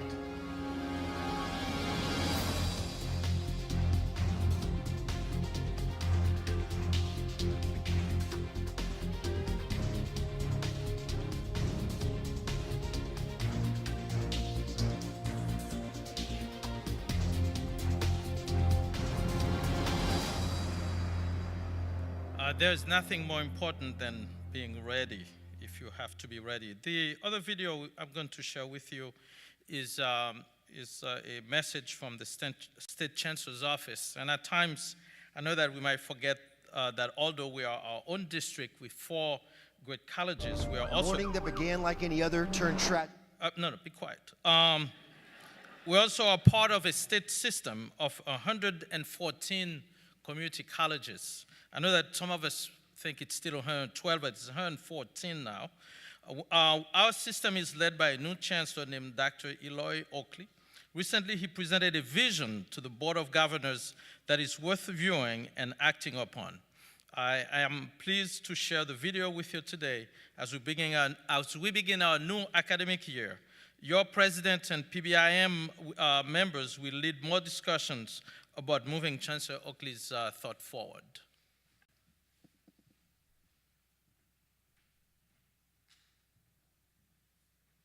When we talk about California's future, there is no stronger force for progress than the California community colleges. We are more than just a college system. We are the economic engine of California. We prepare students for jobs of today and tomorrow through career education and transfer programs, and through educational opportunities for adults who are struggling at the margins of society. It's a big, complicated, and challenging job, and we have to get it right. To guide us, the Board of Governors has adopted a strategic vision that articulates the stark imperative we face and lays out bold goals and commitments. We are proud of our system. We are in 114 communities across the state, and we take great inspiration from the diversity of our 2.1 million students. But we must confront our challenges. Most community college students never reach a defined goal. For those who do, it takes them too long to earn certificates and degrees or to transfer. Achievement gaps that fall along lines defined by race, ethnicity, age, and region persist at unacceptable rates. We have identified a set of goals aimed at overcoming these challenges.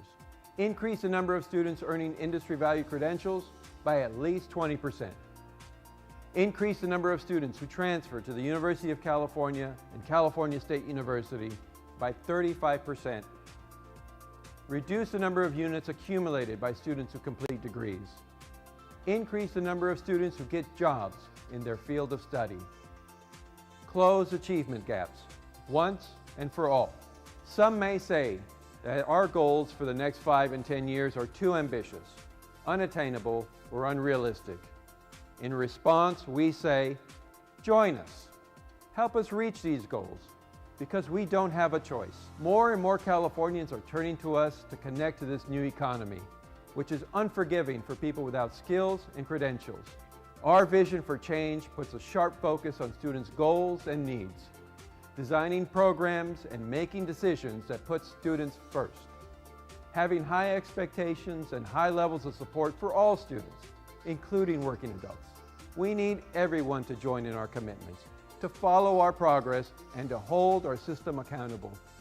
Let's make a promise to our students and to our state to transform this vision into reality. California's future, our nation's future, depends on it.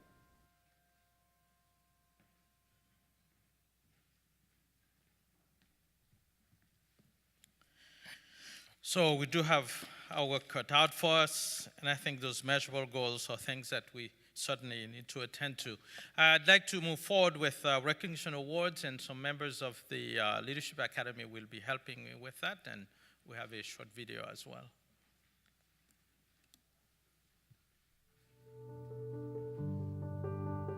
Our 5 recipients of the Chancellor's Recognition Award represents many of the hidden heroes employed within the Peralta Community College District.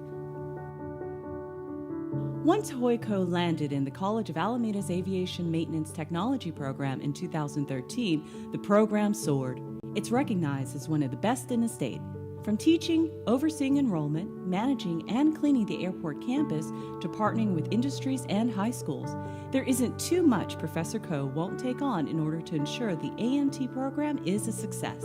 What he enjoys most about his position is not only training students, but also seeing them finish the program and eventually achieve excellence in the job market. The AVT program doesn't get off the ground without the efforts and passion of Esther Chang. She is mainly responsible for fulfilling the FAA requirements in order for faculty to teach students in a positive and safe learning environment. She recently coordinated the move of a turboprop aircraft that was donated to the program.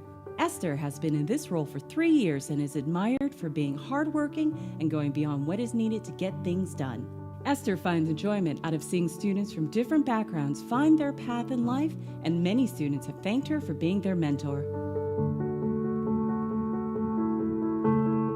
Selfless, dedicated, team player, and problem solver are just some of the traits Teresa Chan displays on a daily basis to her colleagues as she designs, implements, and maintains our PeopleSoft database. She's been working at Peralta for 5 years. She enjoys helping people resolve issues related to PeopleSoft and is motivated by any challenge in her daily work.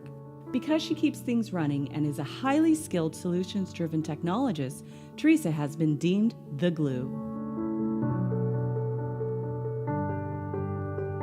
Brenda Martinez handles herself with grace and is very easygoing, according to one of her peers. Since 2013, she has provided administrative support to the Board of Trustees and Chancellor. She plays a key role in helping the district board meetings run smoothly. She works well with people and has exceptional organizational skills, and is known to quickly and efficiently complete her duties. Brenda treats everyone with respect, regardless of their job title. She finds great satisfaction in knowing she is contributing to a bigger cause, which is helping students find their passion and place in the world. From her past work in Ed Services and Information Technology to her current role in the Admissions and Records Department, Sylvia Cortez is always primed and ready to assist. As the Admissions and Records Systems Analyst, Sylvia offers guidance and advice on what business solutions will work best for Peralta now and in the future. Her primary duty is to gather knowledge, analyze information, and provide a clear understanding and vision for everyone. Her solutions have made processes easier. One colleague says Sylvia is basically self-taught and shines in this position and masters every project that comes her way. Raquel Wanzo has been empowering students in the art of effective communication since fall of 2005. As a dedicated English instructor at Laney, she enjoys the epiphany moments. Once a student sees that he or she can write an essay and communicate effectively, Raquel understands that being an educator is a great responsibility. It's much more than teaching a discipline. It's about recognizing that you are changing lives and using that power wisely. Congratulations to our Chancellor's Employee Recognition honorees. Your exemplary work and commitment to education and to furthering the Peralta Community College District has not gone unnoticed. You are hidden heroes no more. Would the awardees please come forward? All the awardees, please come forward. Brenda Martinez, Sylvia Cortez, Raquel, Esther. Now, Esther is kind of interesting.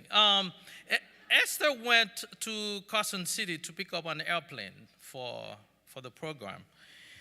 When she came back with two. One of them is airworthy, means that can fly. So the owner is actually going to be flying it here for us to receive it at the Oakland airport. So that's really wonderful. Trisha Chen.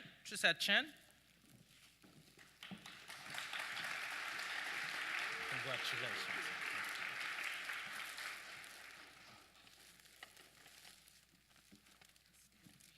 Brenda Martinez.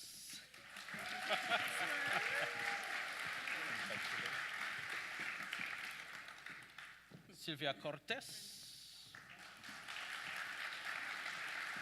Sylvia? Sylvia is not here. She's at A&R, so probably working really hard registering students. Hoiko.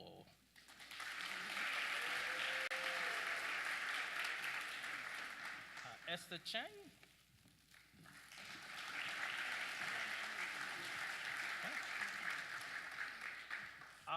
And Raquel, I think I'm going to hold you for 1 second. After, why don't you go take a picture with these folks, and then we'll, I need you for, here we go.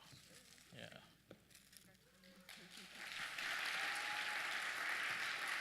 Okay.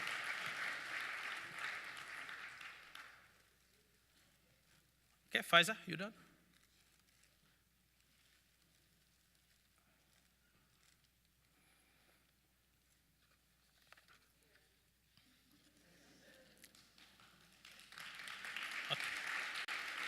Very good. Congratulations again. Now, thank you. Thank you all. Take your seat. This way.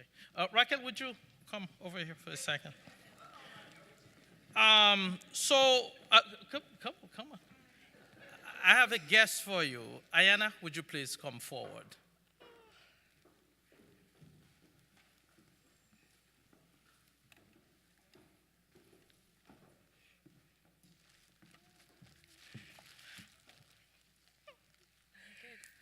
So my name is Ayana Moody, and I work for Mayor Libby Schaff, and I'm her project director for education initiatives, Future Centers being one of them.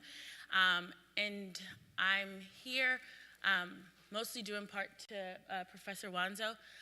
When I was in high school, I did dual enrollment and concurrent enrollment and graduated one class short of my AA. And I remember being an 11th grader, walking into Professor Wanzo's class, being very nervous, and her being very loving, caring, and like, I know my English papers were not good back then, but she didn't care that I was in high school. She held the same regard and the same rigor any other student, and that really prepared me to do well at UCLA.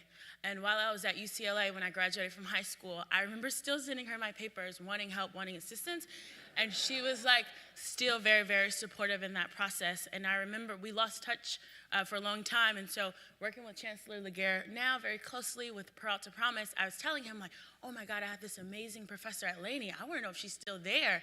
And he was like, well, let's find out. He found out, and I told him about the profound experience I had under Professor Wanzo's leadership. And I remember going to Columbia University to pursue my public policy degree and wanting to like find her again to get her assistance once again. But I'm so glad now my writing is pretty good now.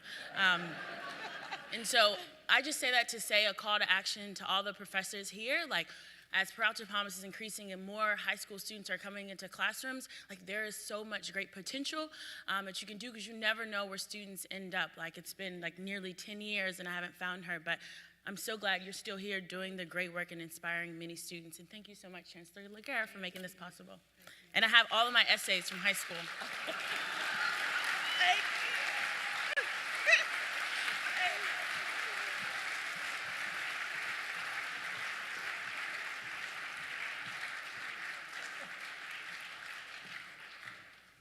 I tell you, there are days when I really love my job. I mean, to find out what I did with Ayanna as we were talking about something totally different, to find out the person that we could honor was really good. So there's going to be there are some changes coming up with the Chancellor's Award.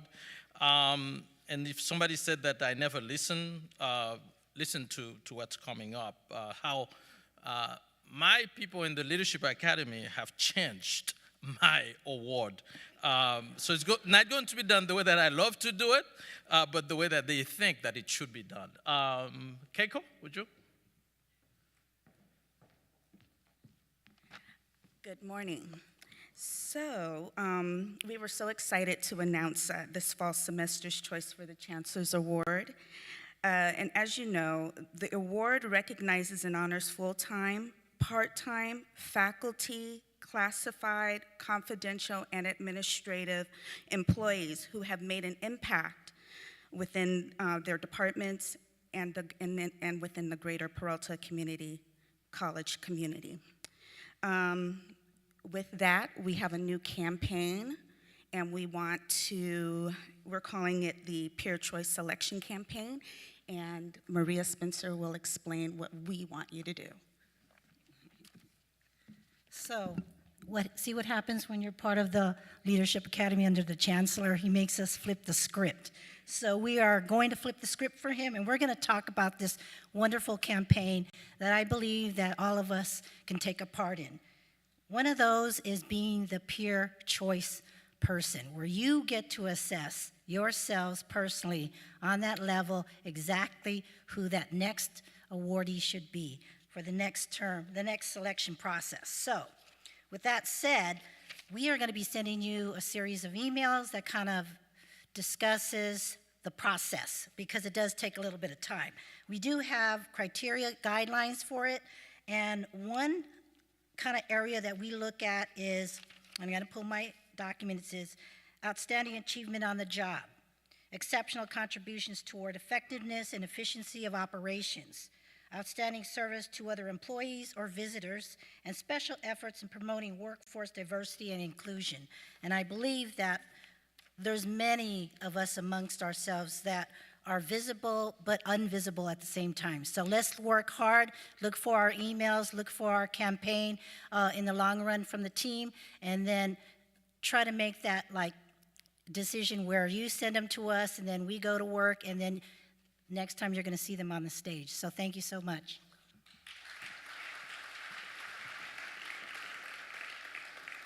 Yeah, so my own award has been taken away from me.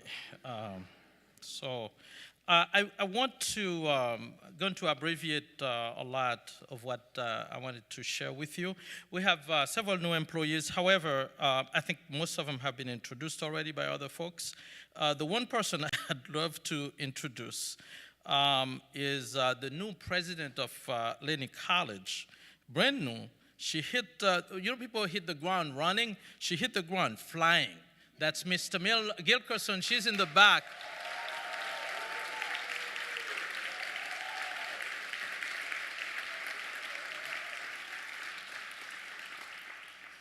So I want to thank the faculty for listening to us last year when we said to you that we had major problems with our rosters and with our grades. You responded really, really well. And the audit that just took place, instead of sharing with you that we could be losing money because you didn't turn in your rosters on time, I don't have that kind of news for you this time, but rather expression of gratitude for what you have done to make sure that we get the rosters and other things on time. So thank you very much for that. I want to again thank Tenzin for challenging us to really claim our rightful place within higher education, the power that we have, the greatness that we have. So when I spoke to you 2 years ago, I declared that the old Peralta way needed to make way to a new Peralta way. Essentially, the old Peralta way is an educational thinking stuck in an ineffective bureaucratic routine. My new Peralta way is an educational vision that would break new ground in innovative administrative effectiveness, and above all, one that might introduce and sustain a determination that would give substance to the idea of student success and academic and administrative excellence. Let me assure you that I have worked very hard and have invested much energy and emotional capital to lead the district in this new way. I had no idea how hard this venture would be, nor did I think that it was going to be an easy fix. But for me, the harder the challenge, the greater the effort. To be sure, gold becomes pure only as it goes through fire. Today, I will share with you some of the concrete steps taken to further realize the new Peralta way, to include some of the tough challenges we have faced. I will renew my call for you to hold our administrators and one another accountable for our actions and to continue to shape a new Peralta. The old Peralta, or what we call the Peralta way, really is a lack of holding people accountable. When we are mired in ill conversations, in conversations that instead of holding people accountable, we're talking about them instead, it does not really push us to where we need to be. It does not challenge us enough. And I know full well that there is a lack of leadership and courage from those in charge to fix ineffectiveness. For my 2 years here, these are my reflections. It is not easy work to undo the old Peralta, or even to institute the new Peralta, or a normal Peralta, but we have no choice but to do it. For the past year, we have had some challenges and obstacles that have at times frustrated the progress of Peralta. Paying our bills on time being one of them. Attacking this chronic issue regarding our inability to pay our bills on time has been daunting, to say the least. We have made some progress, however, but much is left to be done. With courage, we are pursuing it with vigor. We have an outside group that's going to come and help us determine the issues that we have and also to train our personnel. You have no doubt heard loud noises regarding the parcel tax. As you know, a parcel tax spending plan was in place some years before I arrived. And an audit I ordered this past spring, the first of its kind for the district, revealed that Peralta has used the funds appropriately. Although there was a small number of expenditures that were not handled well prior to my administration, we were able to correct the situation and are happy that we continue to uphold the promise we made to the voters. Perhaps the difficulty here has been that some do not understand that the use of the funds was never meant exclusively for instruction. Here, the ballot language is very clear and stipulates that funds can be used for instruction, especially mathematics, English, and science, but also for other means to support students' success and transfer. The audit showed clearly that the funds were spent on those aforementioned requirements. As anyone who works within an academic institution knows, when a higher amount is not spent exclusively on academics, there will be objections. Yet, as one looks to the expenditures coded to the parcel tax, it is true that there has been substantial funding for academic support that was not necessarily dedicated to the aforementioned subject matters. These have been expenditures over the years to support instruction. Nevertheless, I have asked our budget office to take steps to make arrangements so that even more funding might be dedicated to instruction by shifting the budgets of the parcel tax to the control of the college presidents. This should be done with the building of the new budget, which I hope will start as early as October. My hope for it was to happen this year. However, due to some difficulties, we were not able to start it. We had difficulties with our president, so we had to replace 4 presidents over the past 18 months. And I want to thank the faculty, I want to thank the staff and the administrators for doing a great job so that we now have in place 4 outstanding presidents, and I'm doing everything that I can to make sure that we keep them in place.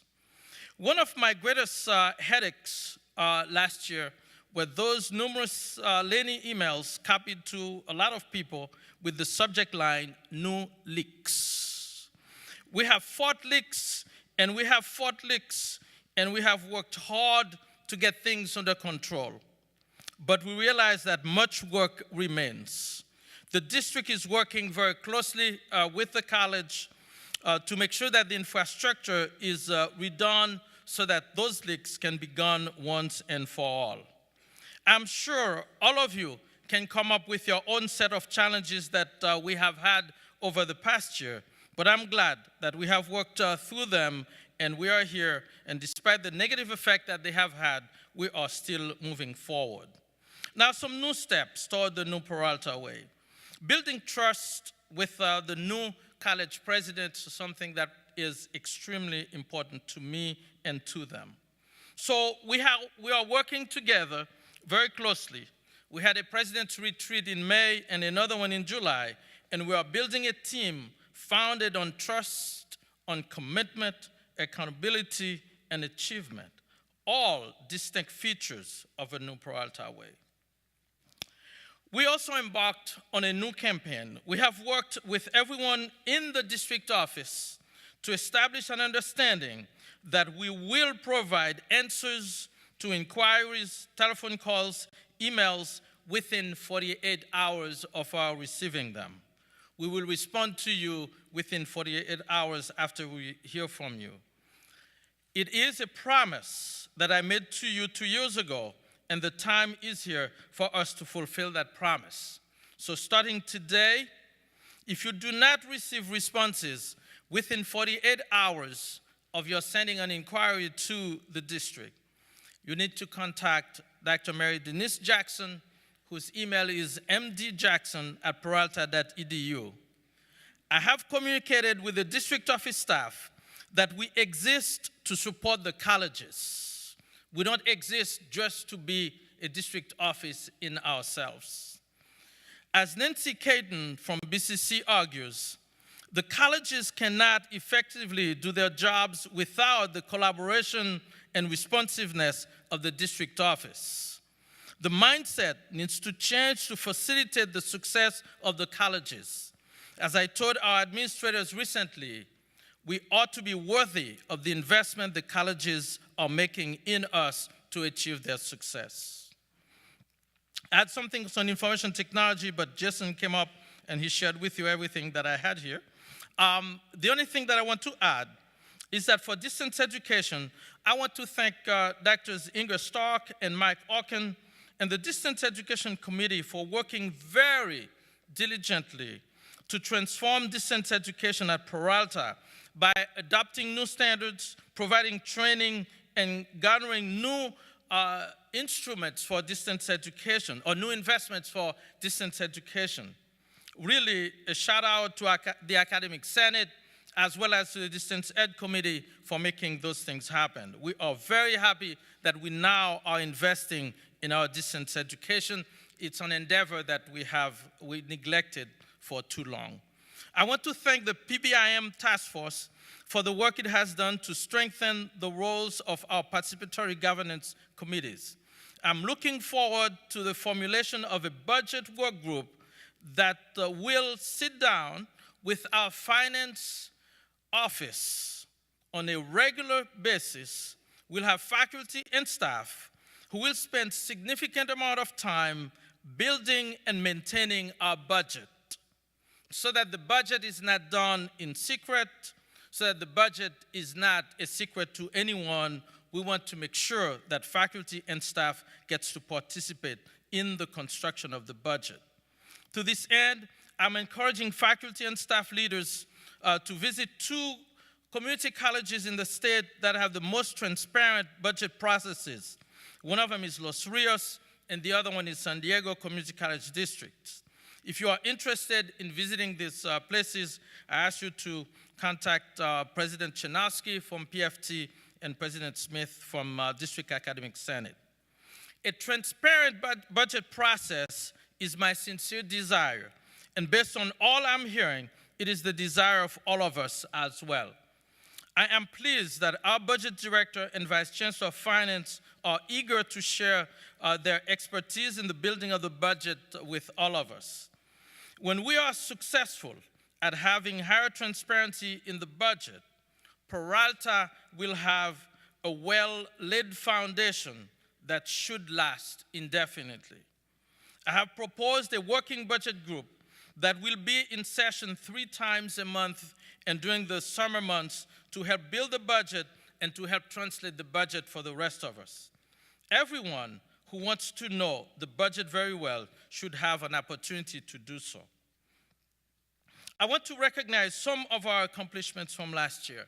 Our nursing program, I want to congratulate our colleagues from the nursing department at Merritt College for their stellar ranking last year. They were ranked first in the state, and that is not an easy feat, and we are very proud of what they have done. They are among the best in preparing students for the profession, and Director Don Williams and the entire faculty deserve one more time our deep appreciation, so we appreciate them very much.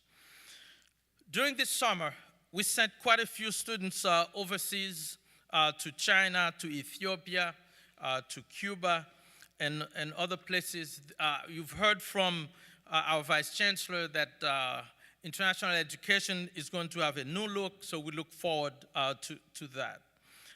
We also have done a better job at advocacy this past year.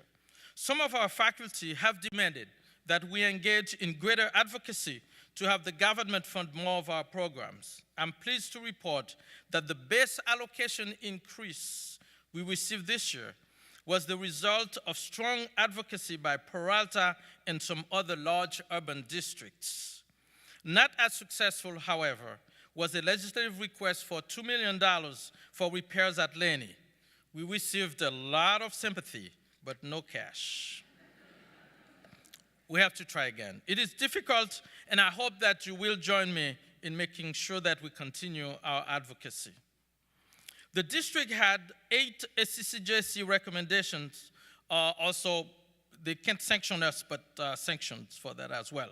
When I assumed my role as chancellor, our district accreditation consultant, Dr. Annette D'Ambrosio, spearheaded the district administrative teamwork, and together we addressed our responsibilities. Because of our diligence, the district currently is recommendation-free. In the new Peralta way, we are continuing the work to support the colleges and the district to remain compliant. My promise to you was that the district office should never jeopardize the accreditation sanctions or the accreditation standards of our colleges.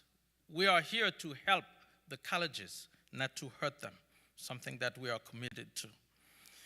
With the new PBIM participatory governance we are looking at, and you're going to learn a lot about this, we are really proposing new structures that would help us. A dedicated enrollment management committee to bring people together around enrollment needs. A conference committee that will make sure that technology and facilities talk together. A transparent budget process. I don't know that I can say this one enough. A transparent budget process with a work group that will make sure that our budget is tied to our planning, but most importantly, that we all know what our budget really is.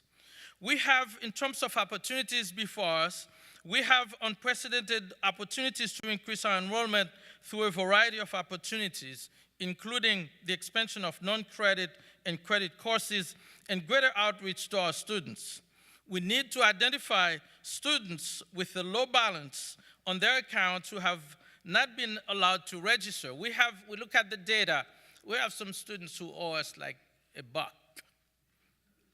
and we block them. It's true, $1. We have students who owe us $2, and we block them.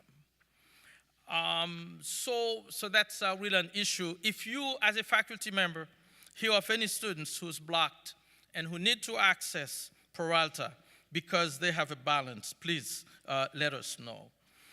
We certainly understand that it is really important for us to provide the resources necessary to make sure that we maintain our facilities the best way that we can. And we know that for many years, various investors and corporations have eyed Laney properties, COA properties, and Merit properties, yet there has not been any marked advance in any conversation. For a few years now, there were public statements to use Laney College as the site of a baseball stadium, a mystery because nobody had spoken to us. Once people started to approach us, we quickly realized that they were no longer speaking about Laney College, but now had their sights on other facilities having to do with Laney. Over the summer, we were able to say, no, you don't want to do that, but rather there is some space across the street. If indeed we can talk, it would be in our best interest. Look at that instead. Because some of you probably have not looked at the district office land. It is one that is a major waste, one that we have not really developed the way that it should. So any conversation, we want to really surround around areas that we may not need, areas that would be extra for us. As I stated last year, it would not be wise for us to sell our lands unless we find ourselves in advantageous positions to trade assets. We ought to instead lease our land if we're going to do anything with them. And here are some of the standards and expectations that I'm laying down. Equity. Any deals ought to revolve around equity, not as an afterthought, but as an integral part of our agreements. Avoidance of gentrification. By all means, we need to avoid gentrification. Housing for students. It is something that's heartbreaking to know that we have so many homeless students. So many of our students are homeless, and so many of our part-time faculty and staff who are at the lower end of the economic spectrum are just 1 month away from being homeless. So we understand that. So housing for students in any agreement, we want to make sure that we can lead to the improvement of housing opportunities, food safety for our students. Housing for our faculty and staff. In any deal, we need to push strongly for housing for some of our faculty and staff who are having a hard time affording livable space in our community. Employment benefits. Any development investment need to provide career exploration opportunities for our students and employment for our alumni. Educational benefits. Building educational benefits for our students, faculty, and staff and feeder high schools should be a critical concern in all our decision making. For example, when at Montgomery College, when I was vice president there, we considered some partnership with Holy Cross Hospital. The partnership centered on students' internship and faculty access to hospital labs and clinics and students' employment. New sources of infrastructure revenue. Maintaining our buildings, as you all know, is an ongoing challenge. Our aged buildings at Laney, Merit, and COA need repair, maintenance, and general upkeep. Our newest buildings, including the ones at BCC and Merit, will no longer maintain their character and appeal unless we can maintain them. Currently, we just do not have the cushion in our budget to hire enough custodians and engineers to maintain the minimum standards we want and need. We need solid opportunities that will generate ongoing revenue that we can invest in our infrastructure and in its long-needed priorities. Our aim should be to look for and to evaluate those potential opportunities that are offered us that will enhance our funding to meet our total cost of ownership criteria, as well as to enhance quality of life and to assure equity for our students, faculty, and staff. To realize these ideas or ideals, we need to have strong participatory governance committee to develop and to implement our plans, to retain the memory of our commitments, to build our infrastructure, and to hold future leaders, future chancellors, accountable for the promises that are made. We follow a system like this at Solano Community College, which allowed for a new biotech building to be completed, for a brand new, for a theater to be renovated, for a 44,000 square foot science building to be built. We can do that here, and we owe it to ourselves to make sure that we do it. At times, we may fight and let go past us the opportunities that can transform our district. Let us make sure we attend to the big things and not the petty things distract us, and not let the petty things distract us from our ideals. These fundamental things that can help our students and colleagues live better. And as Wes Jackson said, if you are dreaming of things that can only be accomplished during your lifetime, you are not dreaming big enough. So let us dream together the big things now to ensure a solid future for those who will follow us. Let us not anguish over small matters. Let us dream big and focus big. We have a workforce development continuing education unit, as you know, and much work has been done with this particular unit. Much more needs to be done, and I look forward for us to look for a permanent leader to lead that particular area for us, and that's one that should really help us do good things in the future. Investing in Laney. On August 15th, 2015, I promised that by the fall of 2018, we would equip Laney's classrooms with smart technology. With 1 year left to go, I'm pleased with the progress we are making, and we will have 85 total classrooms equipped this semester alone. But we should not stop until all the required classrooms are minimally equipped with smart technology. Again, from time to time, I think of the faculty member who prepares PowerPoint and have stuff over the internet that teach at other colleges or teach in one of our smart classrooms, to go into the classroom and not have the equipment that you need. We owe you that, and we will make it happen. So I want to thank Professor Blake Johnson, the chair of the technology committee at Laney, as well as the college council, along with Laney President Tamil Gilkerson, Facility Supervisor Amy Marshall, Senate President Donald Moore, and so many others who are making this happen. It remains true. Yeah, let's give him a hand. Yeah. It remains true for Laney and our institutions that we need a budget that will fund needed maintenance and repair, a budget higher than what we can afford at this time. Our grants, services, and leases should not be considered options, but vitally necessary resources to help us to repair and to maintain our facilities to an acceptable professional level.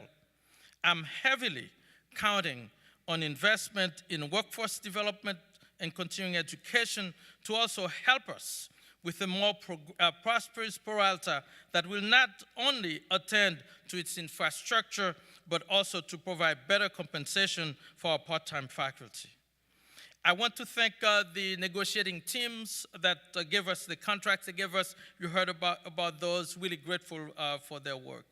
The new Peralta way is taking shape, and I thank all of you for having the courage to engage in the hard work that is inherent to dynamic change. As essential ingredient of this new Peralta way is a dynamically functioning district office that proves every day it is worth the investments that have been made in it. As the year goes forward, I have two wishes for us. One is for us to question information and seek the truth so that the gossip and untruths you hear do not take away from your commitment to students, to one another, and to the educational purpose you have dedicated your life to. Paying attention to rumors can be defeating and unproductive and often leads to low morale. I was asked by a dear colleague, how can one lead when people engage in gossip and are often critical and or blind to good work being done? In response, I asked my colleague to reflect on the importance of those national leaders whose good work have remained long after they have left office, but who were at the time underappreciated. Consider the Affordable Care Act of President Obama. Even a few Republican lawmakers are not ready to throw it away. The dream vision of Dr. Martin Luther King, the remarkable moon landing under President JFK, and who would have thought that President Carter would now be remembered as a leader for peace? The second one I have for you is to allay your fears. There are fears that we all have that must be overcome. Nothing good becomes of fear. The antidote to fear is to be driven by principle. There is wisdom in FDR's dictum that we have nothing to fear but fear itself. Let's all get this point across to our students. Our country is going through an amazing time of both greatness and sadness. Sadness with the tweets our government puts out regularly that strike fear in the hearts of almost everyone. But also our country is going through some greatness. When we see our sisters and brothers of all ethnicities and races take to the streets and die to say no to bigotry, injustice, discrimination, and unfairness, let us not allow fear to deaden our native instinct for the achievement of justice. Let us work diligently in our quest for equity that starts with a respect for one another. Let us support our students' basic needs for housing, food, healthcare, and education. Let us work to educate our students such that they are meaningfully employable and employed. Let us create a whole lot more Ayana, a whole lot more Tenzin. Thank you for your attention today, and have a great and successful academic year.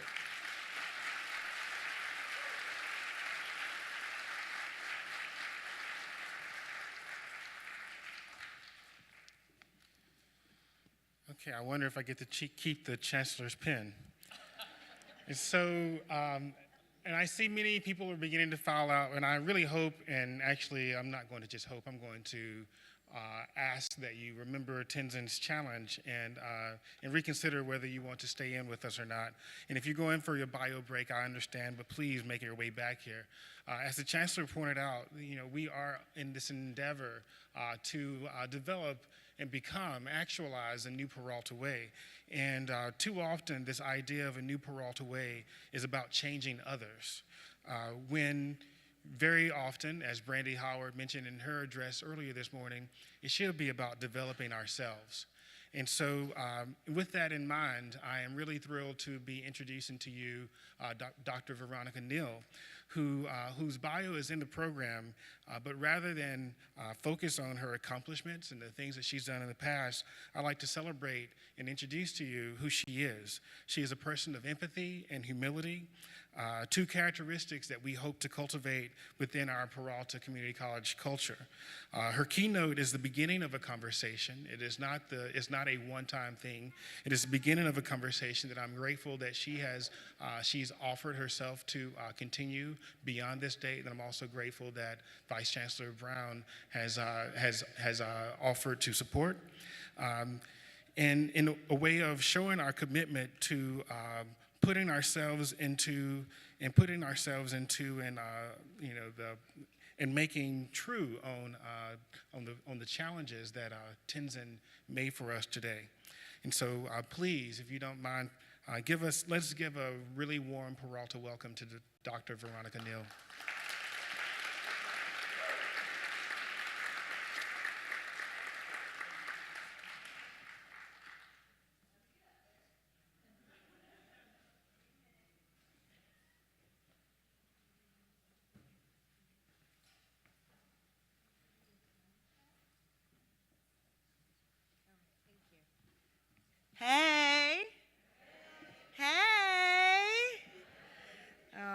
that's a hard act to follow.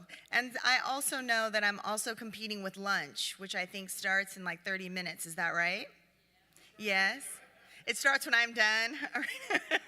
No lunch for y'all. No, I'm just kidding. So, well, I want to make sure to honor your time, and I have a lot of information here, so I'm going to try to narrow down because I'm thinking about the amazing words that we just heard and trying to pull out a few pieces that I hope will be useful as we begin this conversation together. So this will be available, and I think let's come back to it and do more work around it if there's going to be an opportunity to continue to partner, but I'm going to pull out a few pieces. So one question I have is, how do I change the slides? Ah, there it is. Okay, thank you. I don't know who's doing that. Ah, thank you. Hi, thank you. Okay, so a few things that I'll share really quickly about myself is that I've been doing equity and social justice work for the last 25, going on 25 years now. So for a long time, my hope is that you're thinking I look really young and fresh, and I must have started when I was 3.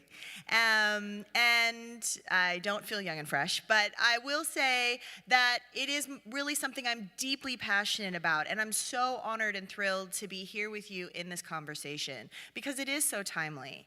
And all of the issues that you were bringing forward around homelessness, about pay, about fair wages for all of those issues are critical, right? Housing, they're critical for our students and for all of you as employees.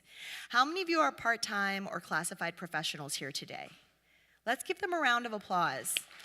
Thank you. And I love you all equally. I just want you to know that. I find value in all the positions that you have. And the reason why, though, I want to call out our classified professionals and part-time faculty is because of the difficulty in getting to spaces like this, right? And that matters, and that rankism and classism and elitism in our system, as you know, is well and alive. And so I want to honor that this work that we talk about when we're talking about equity, as you said, is not just how do we create a system that is in service to our students, but to all of you collectively as a community. How do we do that intentionally, with humility, with compassion as we move forward? And so before we jump into deepening that conversation and building on everything that's already been said, I want to just give you a second to ground in this notion of equity. I don't want to spend a lot of time defining it because my understanding is that you've already spent a lot of time defining it. You have a really solid understanding as a community of what this means in theory. And so the question becomes, for me, how does that look in praxis? Right? Putting that theory into action and then having an opportunity to reflect together on what is it that we're doing, what is working so we can do more of what's working well, but where are those places that we need to slow down and reassess? So the way that I'd like for us to do this is for you to turn to someone. Oh, hi, can we go back one more slide? Or was that a sign that I need to keep it moving? You just let me know. Okay, and back again, the other way. One more. Awesome, thank you. What is your name, mystery person in the back?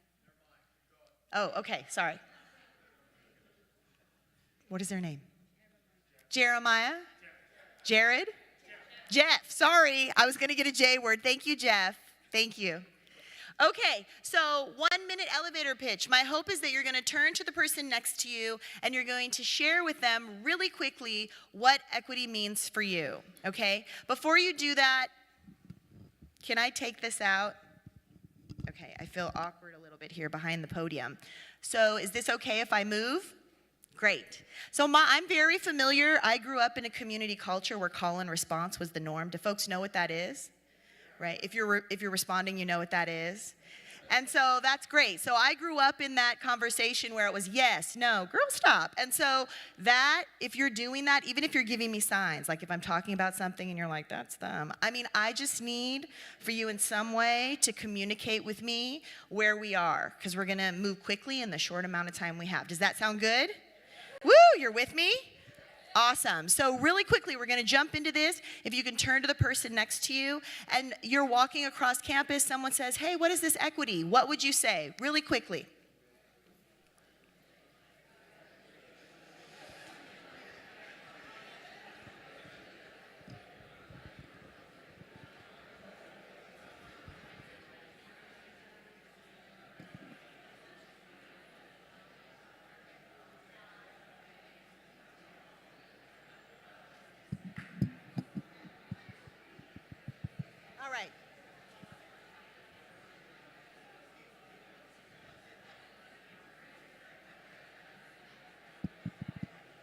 right, can you hear me?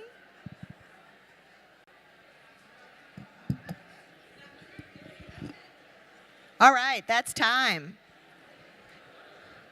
So really quickly, let's come back together. What do you got? What would you say? We're gonna break this room up, and this side can be a group right here. What's anyone from this group over here? What are some ideas that you were sharing? Inclusion. We all need shoes, but there's different sizes. And I heard one more. What was it? Fairness. Meeting people where they are. Very nice. Thank you. What about here in the middle? What are some ideas? Self-advocacy skills. Weak and strong participate. All right. Thank you. Other thoughts? Yes.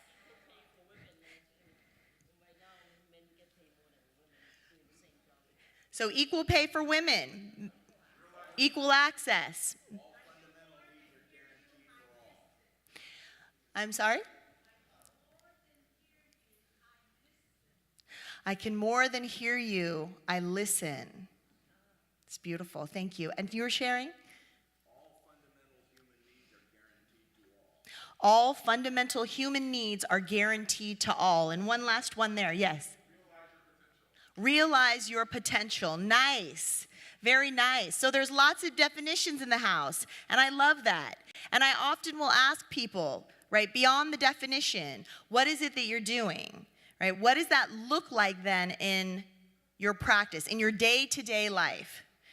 And I would even go as far as to say not just the 9 to 5, but like what are you doing on the weekend, right? So what is it, how are you embodying this work?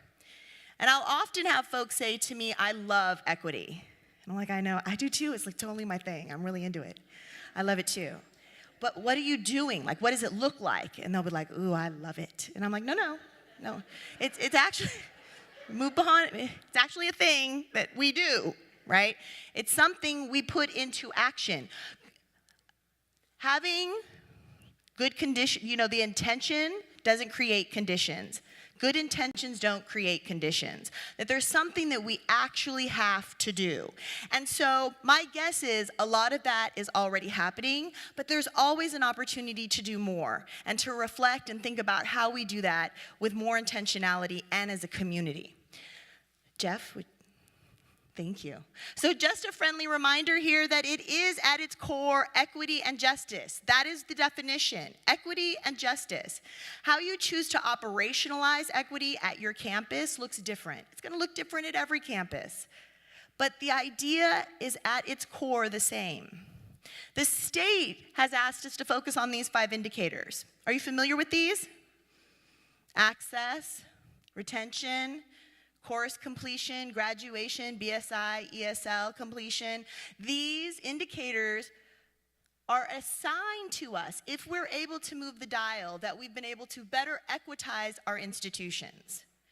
That I don't know was always clear in the memo, but that's the ask, right? That we want to see the dial move. And if it is indeed moving, if we are indeed closing those gaps, then that should tell us something about how we've equitized an institution. Is that making sense for folks? Okay. So then the question becomes, how do we equitize an institution? Right? That we're waiting for that memo, many of us. Right? As a practitioner, for many years, as I shared, there is actually strategies that we can employ. And more than that, because it is not just something we do, it is a way of being, we have to be in conversation about those things that undermine our ability to be present with one another. Our implicit bias, those microaggressions, those micro messages. Does that make sense for folks? You're with me? All right, so let's move forward. We're going to do a really quick review here. So personal equity is about guiding our process of setting ourselves and getting really clear on who we are in this work. There really is nothing more important in equity work than figuring out how we're showing up in relationship to the other person and how that's also showing up at an institutional level. You're with me? And then there's what happens at the instructional level. How are we making sure that we're individualizing for students? And for each of you, how is the system individualizing processes, protocols, practices, so that each person can meet and exceed a common standard? So I would argue that if we were doing deep equity work, at some point we have to look at that shared common standard, who got to define that that was the desired outcome.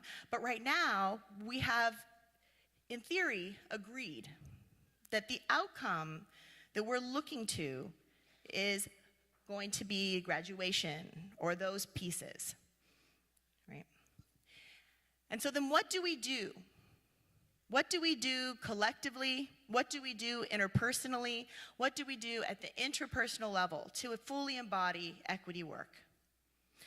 Thank you. Jeff, if you can move forward for the slide. So I want for you to have an opportunity to think about the required skills and abilities and knowledge areas that are really needed for equity praxis.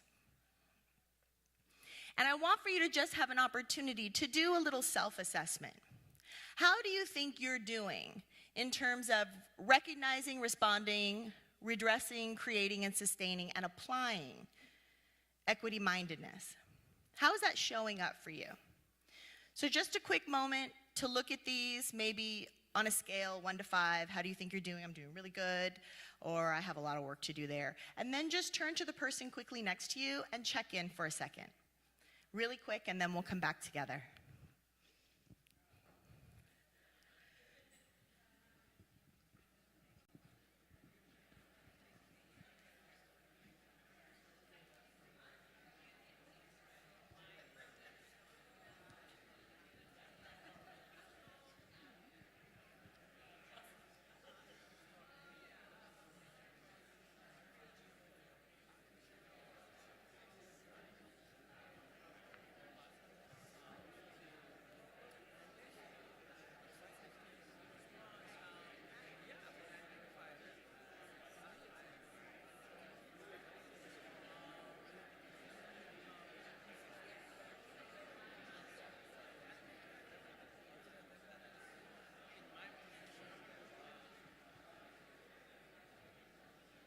Okay. So I'd like to just check in with you about this for a moment. And my hope would be that in our partnership, that we would actually be looking at professional development tracks, right, for each one of these, for folks to lean in more intentionally, begin to build, develop those skills. So my hope is that if you're feeling, oh, there's some areas there I really need to work on, that you will then have opportunities to lean in based on where you are. Okay, so this isn't my intention to shame or blame or make anyone feel bad, but just an opportunity for awareness, kind of ground where we are.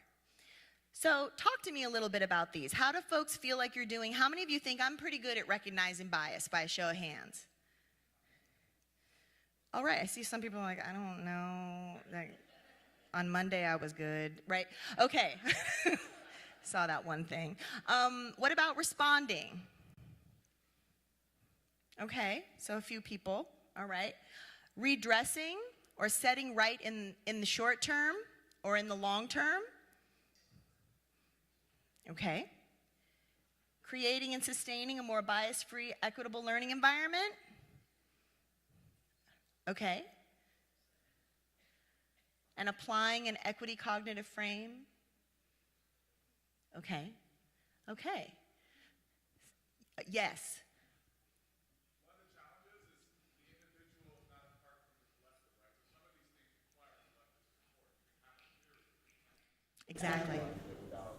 Yes, that's right. That's right.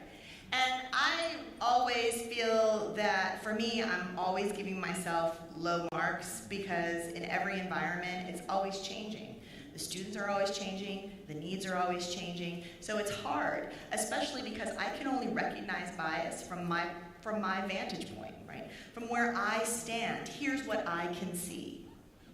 But if we're holding an intersectional lens and we're looking at the institution through that intersectional lens, then it means that we're thinking about in real time, whether you're in a meeting, a governance meeting, whatever it is, as you're watching and scanning the room, was that a microaggression? I think that was a microaggression that just happened there. Did anybody else see that? Because everybody else is like, let's keep moving. Right? Or was there a micro message that just happened there? First, the question is, how many of you are familiar with micro messages? Great, so there's 3 kinds of micro messages. There's 3 kinds of microaggressions. Let's start with microaggressions. That's based on Daryl Wing Su's work. What are the 3 types of microaggressions? You're like, I raised my hand, but I didn't think she was going to ask me to. I'm just kidding. So microaggressions, 3 kinds of microaggressions. So there's microassaults. Those, when we hear them, we're like, ooh, they should have not said that out loud. Even if we're thinking it, or you think other people might be thinking it, it's like, you don't say that.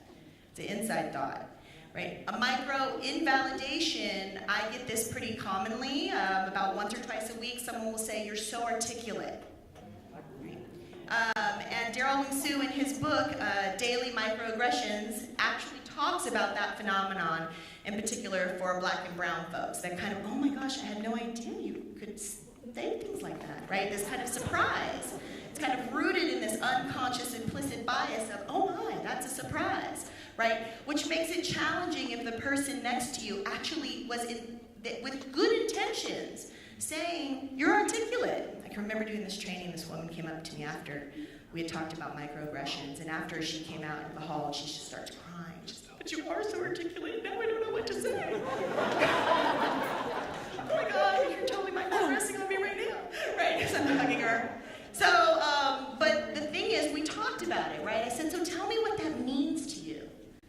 When you're saying I'm so articulate, tell me more. What does that mean for you? And she's like, well, I like when you use stories, and I like when you make me laugh. And I'm like, well, that's what I'm going to need you to say. Like, go there. Be really concrete. Because unfortunately, if I've experienced that as a microaggression the majority of my life, it's hard for me now to hear you and hear past that. Right? And so how do we get really clear in real time? We did micro assault, micro invalidations, and micro insults. Are some of you familiar with Dr. Ronald Takaki's work? Yes, he wrote Strangers from Another Shore, A History of Multicultural America, and he talks about in one of the openings of his textbook that he's on his way to a conference, and the gentleman's driving a taxi, and he's talking with him, and he's asking him, you know, where are you going, all these things. How long have you been here? Where are you from? And he goes, oh, I'm from Berkeley. And he goes, okay. How long have you lived here in the United States? Oh, all my life, generations. And he goes, yeah. I thought your English was pretty good. Right? That is an example of that type of microaggression. This idea that he talks about that no matter how long I'm here, I will always look like a stranger in my own land. Does this make sense for folks? So there's all different kinds of levels and layers that hit us differently, especially through that lens of intersectionality, that show up as microaggressions. Micro inequities are there's 2 types of micro messages. This is based on Rowe's work, ROWE, 2008 MIT instructor who did some research who was looking at how subtle nonverbal implicit bias impacts students and colleagues at work.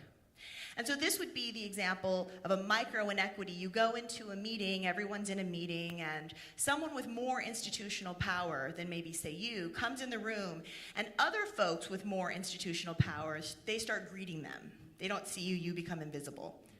Right? I'm not saying that happens here. I'm just saying in general, just hypothetical, right? Come in, I don't see you, but oh, hey, how are you? Students talk about this when they go into a class and the instructor is maybe behind their table getting everything ready and not making eye contact or greeting them, not seeing them, right? And the way that we can then address that is through a micro affirmation. Messages that counter those micro inequities. And that micro inequity actually has real implications in terms of lowering self-esteem and not feeling safe. It contributes to our most disproportionately impacted students, if we focus there, on the traumatic experiences they have as they walk into a historically, traditionally white institution. Is this making sense for folks? So I can remember working with this woman at a college, and she said to me after we did this talk, she comes up and she goes, you know, I think I might be doing some of this. And it's not intentional at all, but I didn't grow up with a lot of African American males in my life, and I really feel uncomfortable, and I don't know how to build relationships. And when I walk across, you know, you have like a quad out here. She says, you know, when I walk across the quad, there's a bunch of our African American male athletes, but I don't think that I'm causing any harm, because when I walk by them, I just don't look at them. I'm like, don't look at them. Do you become invisible? Like, do you have like a Harry Potter cloak and suddenly they cannot see you? And so we talked about it, because in her act to do no harm was where the harm lies, right? That those African American males, although she may not look at them to avoid the discomfort, they see her not looking at them because of her discomfort, because of her fear. So we talked about that. So a couple of pieces about this that I think are really important. We had enough trust for her to open up. And that was powerful, because that's what we need, that kind of courage, if we're going to equitize the system. For her to come to me and say, I think I'm hurting our students, and I need help. And for us to be able to, with humor and grace and compassion, strategize about how she might be able to address that. So it was a really courageous act. And I was excited for her and to be a part of that process. So we talked about it, and she was so excited. It was the first day of the semester or whatever it was, and she comes back to me and she said, I went up and I introduced myself to all the students. I was shaking their hands and getting to know them, and now when I see them, I'm gonna be, hey there, you know, saying their name, and I'm like, that's too much. See, now, you went too far, right? You're gonna be walking across, talking, and they're gonna be like, hey, weird lady, why are you? Cool, right? So we had to wheel it in. But the thing is, it was a success. I'm just kidding. I joked with her. I was like, whoa, right? But we have to have humor in this difficult, painful work, right? This is hard, and we're all learning. We're all in different places in this journey. And so the reason I'm sharing these stories with you is because each one of these, when we think we've got that one, then we're stepping into a degree of cultural arrogance that can actually get in our way. And so that we have to stay humble. We have to stay humble and take time collectively and individually to slow down and say, am I really able to do that? And when I can do it, what are the conditions under which I can do that thing? And how can I do more and do better? Jeff, would you help me with moving to the next slide? I'm gonna see, and you will, what time is it? Was I done like 10 minutes ago? It's just noon. Okay, so let's go past this one. I promise you we're gonna talk about all this. I'm gonna come back, we're gonna do it all. If you can go back past this one. Right here, let's stop here. So I wanna give you this because I always feel like folks get a lot of mileage out of this, and it's a great conversation starter. Have any of you seen this? No? Okay, it's by Peck. He's a psychologist. He wrote a number of amazing books that I recommend. This one is called A Different Drum. And as an equity practitioner early on, one of the things that many equity practitioners are trained in doing, or diversity trainers as we referred to decades ago, how to do a climate assessment really quickly. And so this was one of the tools I was trained to use, and I use it wherever I go. And so I want to walk through it with you because I want for you to be able to do this and thinking about this from your department, your division, or at the institutional, like large district level. Where do you think you are? Because based on where you are is where we can then begin to identify interventions to move you forward. You're with me? Yes? All right, so here we go. The first one is pseudo-community. And this is when everyone loves everyone. How many of you are new? You're new to the campus? Everyone loves you right now. It is, loves you. This is the honeymoon phase. Yes, girl? How do you like working here? Love it. I love all my colleagues. They all love me. We love you. Yes, we should have lunch. Yes, we should. We're never going to have lunch. We're never having lunch. That's never going to happen. I'll email you. Not going to do it. Right? But it's all fine and good. It's all fine and good until eventually we show up to the party. And I often refer to, instead of factions, I refer to this phase as chaos. And in the chaos, something happens. Someone missed a deadline. Someone said something and you're like, did you just say that out loud? You know, someone was your ally, and right when, you know, you had it all planned out, you're going to be in that meeting and you were going to say that difficult thing in that department meeting. And right when I'm going to have your back. They're going to have your back. Right before you say that difficult thing, they had to go to the bathroom. And then they come back. Did you say it? Oh, I missed it. I thought, so sorry. Next time. It's right. And so here's what happens, is in this pseudo community, it becomes this chaos cycle. So pseudo community, people have an option. They can move forward to emptying, which we'll talk about in a moment, or they'll retreat to that pseudo community. Most folks in organizational systems find that they get stuck in that pseudo community to chaos spiral. And usually it plays out in that way, right? Like something goes down in a meeting and someone didn't have your back and you're like, okay, I see you, I got your number. And you're nice and you nod your head and then you go over to your allies, your little peeps over here, your homies, your silo, and you talk about them. Girl, you will not believe what they said in that meeting. You commiserate, and then next week, because you got a weekly meeting, then you come back and you see him again. Hey, girl, how are you? Yes, indeed. You talking, chopping it up. Oh, that's great. Oh, no, I love that idea. And then after the meeting, you go back to your silo and you talk about him. Girl, she keeps bringing up that same idea. It's the worst idea I've ever heard. She walks by. Hey, girl. Hey, yes. And that becomes the dynamic of this kind of pseudo community to chaos spiral. And what ends up happening here, because on that side, equity doesn't live there. There isn't a sense of fairness and justice. There isn't a sense that I value you and you value me. There isn't a sense that there's really relational trust here. I don't know if you trust me, and I don't know if I trust you. And so we get stuck there, and it's measurable. We can see it with more adrenal fatigue, more burnout, more complaints, more harassment, low retention. You ask somebody, ooh, there's going to be this amazing Puente event on Saturday, or, campus open house. Will you come? It's going to be great. It would be great to have you there. Like, oh, yeah, let me check my book. That sounds great. I really want to be there. Ooh, girl, I am busy till death. Just booked. Woo!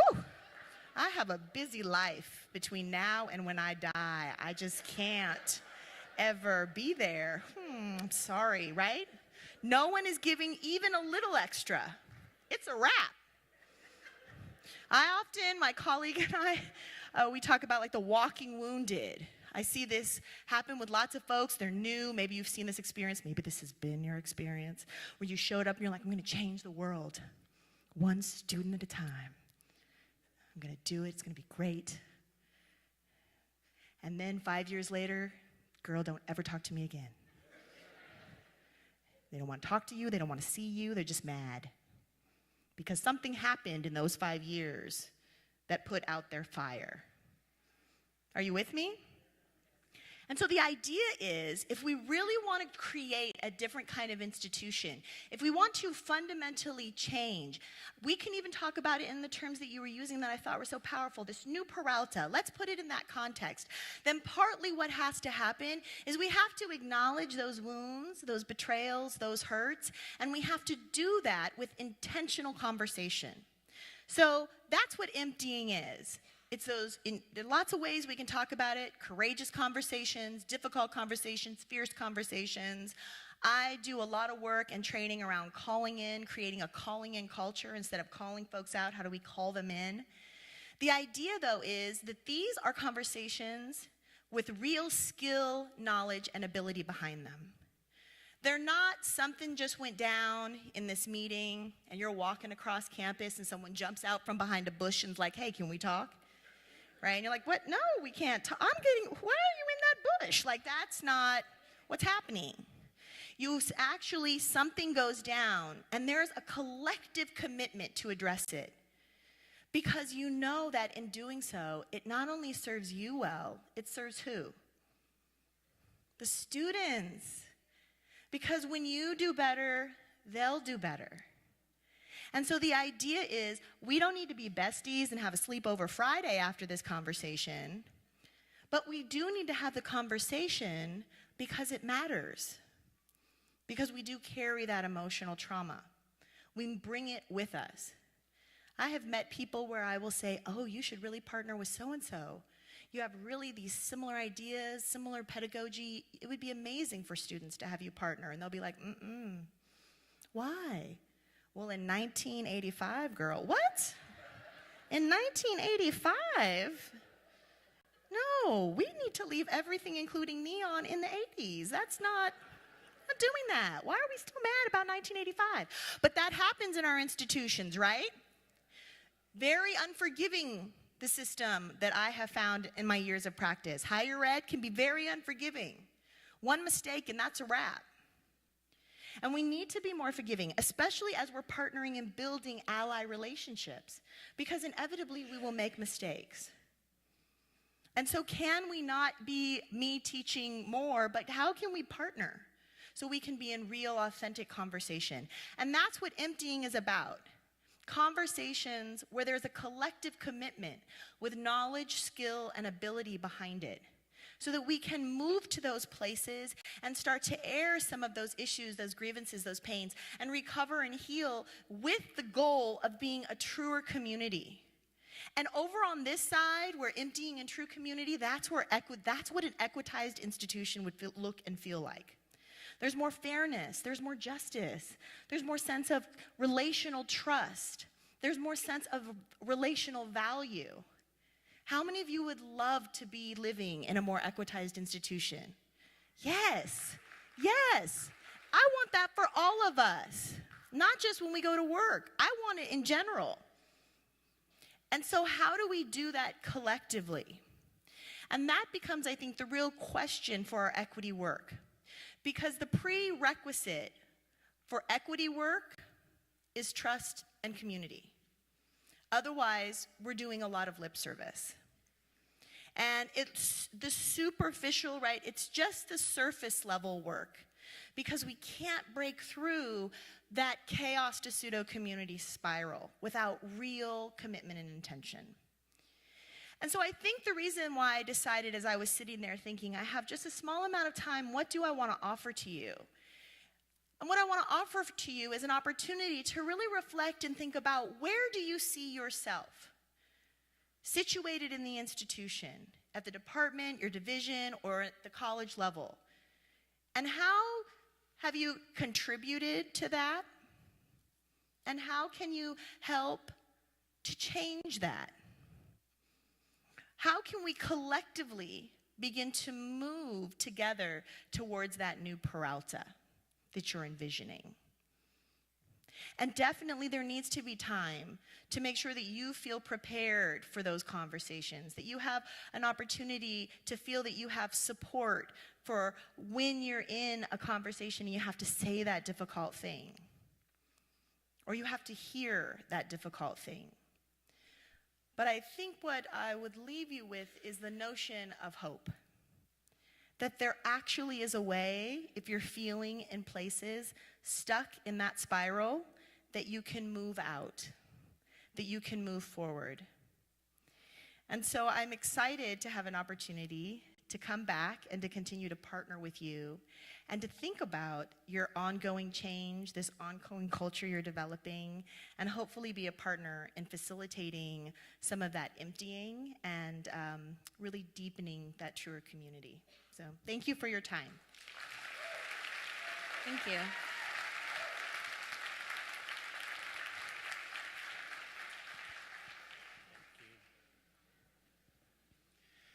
So, and just as Veronica said, we will continue this work because it would just be unjust for us to say, here are some things we need to do, and we provide no support to do that difficult work. And so one thing that I would like for you to do also is to know that I held up lunch until this session was over. There's about 50 people over there who are really upset with us over here because of that. And so, have my back, please. Have my back. So thank you. The program will continue. Look out for more information from your professional development officers on your campus. Thank you for a great morning. Have a great afternoon.